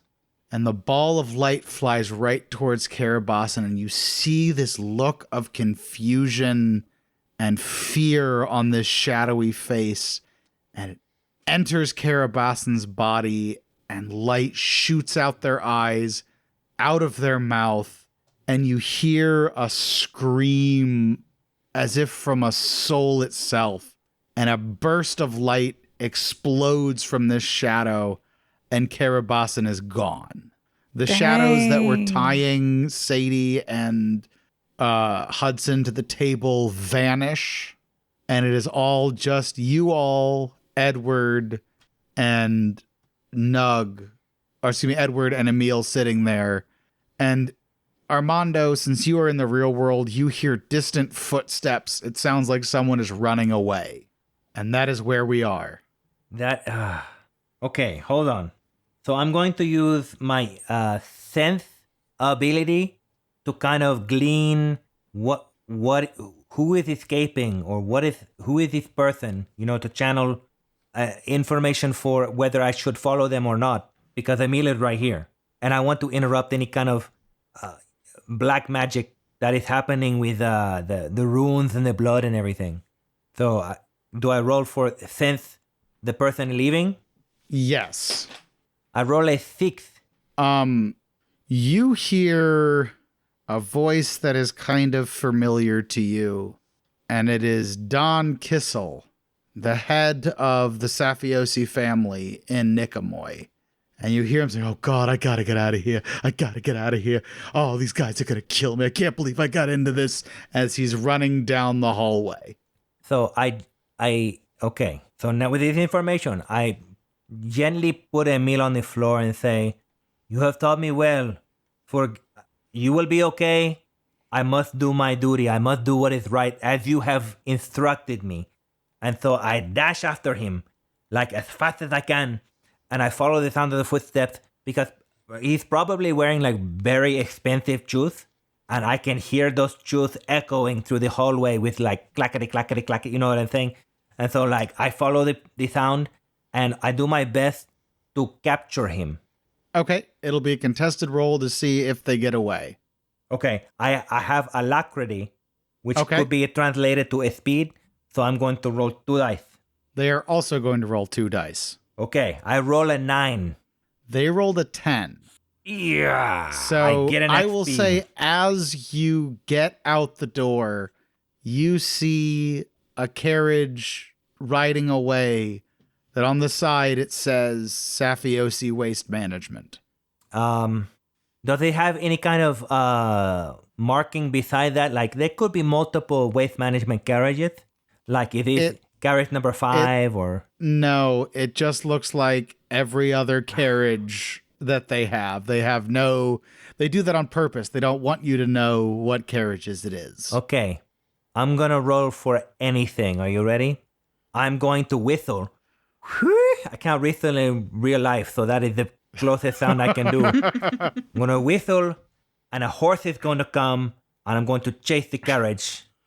I got a 6. So unless you get a 6. I got a 4. Don't So forget to mark your XP. A dog shows up, I think, instead.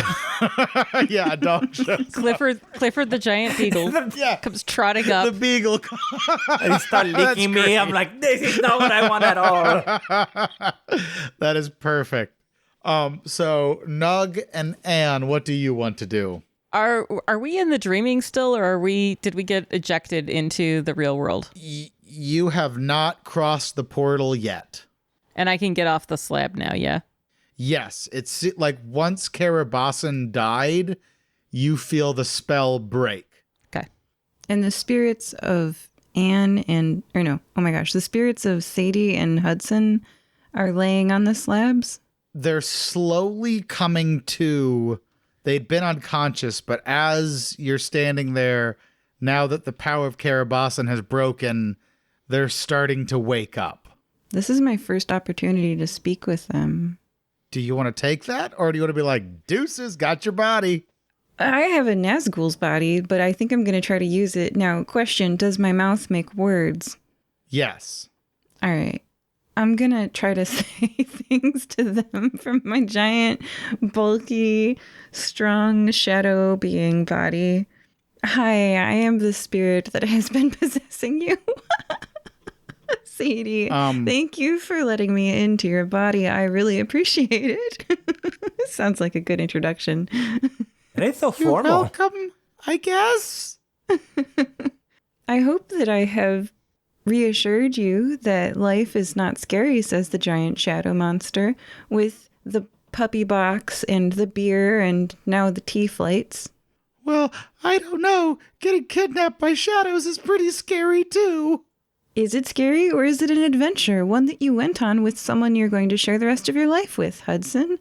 I believe Hudson's accent is Southern wealthy.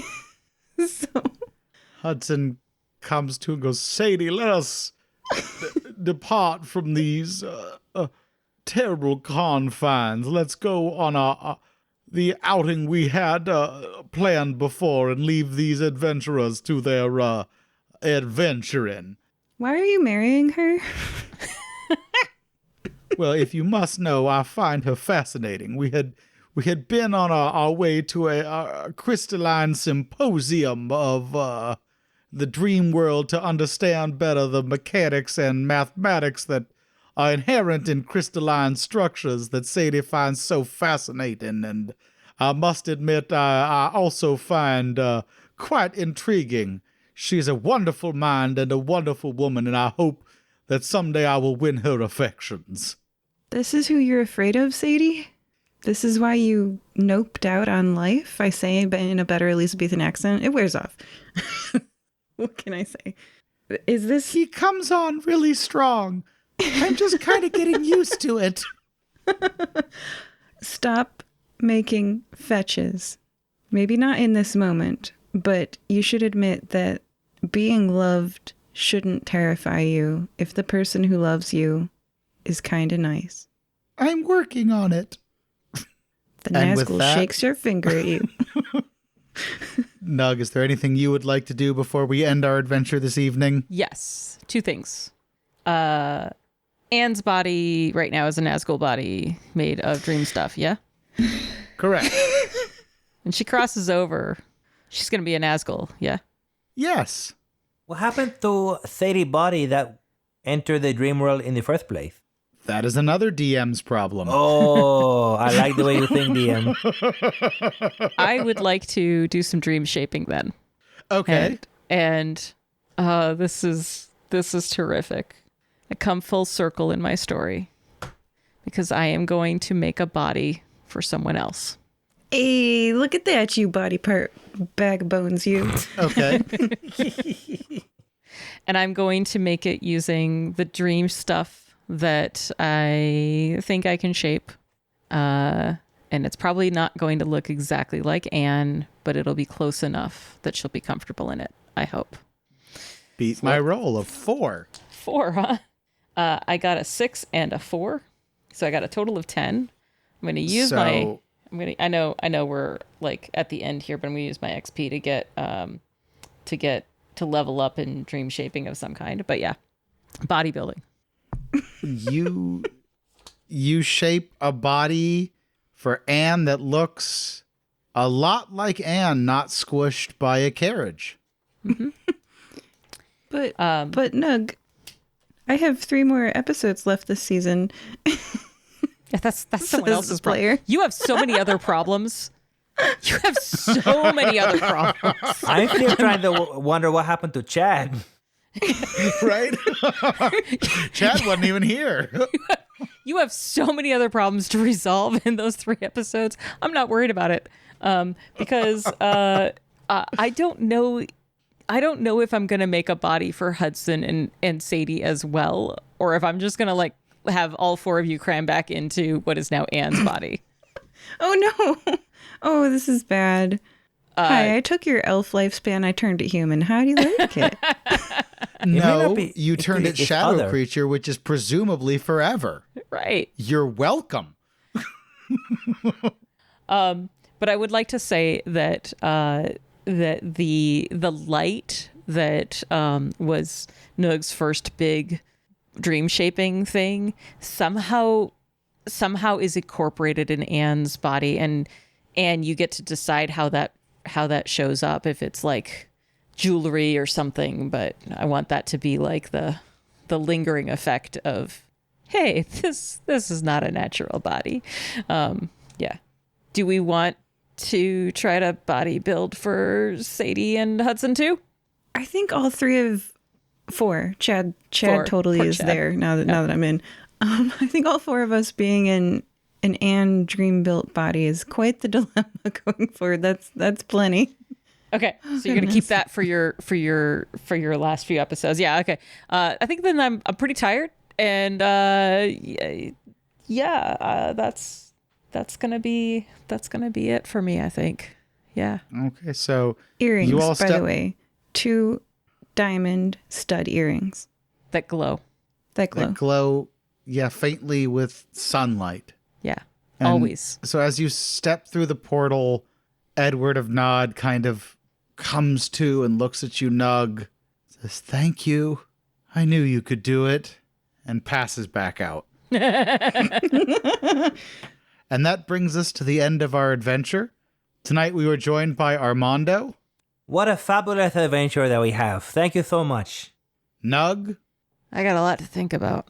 and Sadie/Anne/Hudson/Chad/Nazgul thingies/ Oh yeah, I love it. little The shadow girl dudes with in here, too.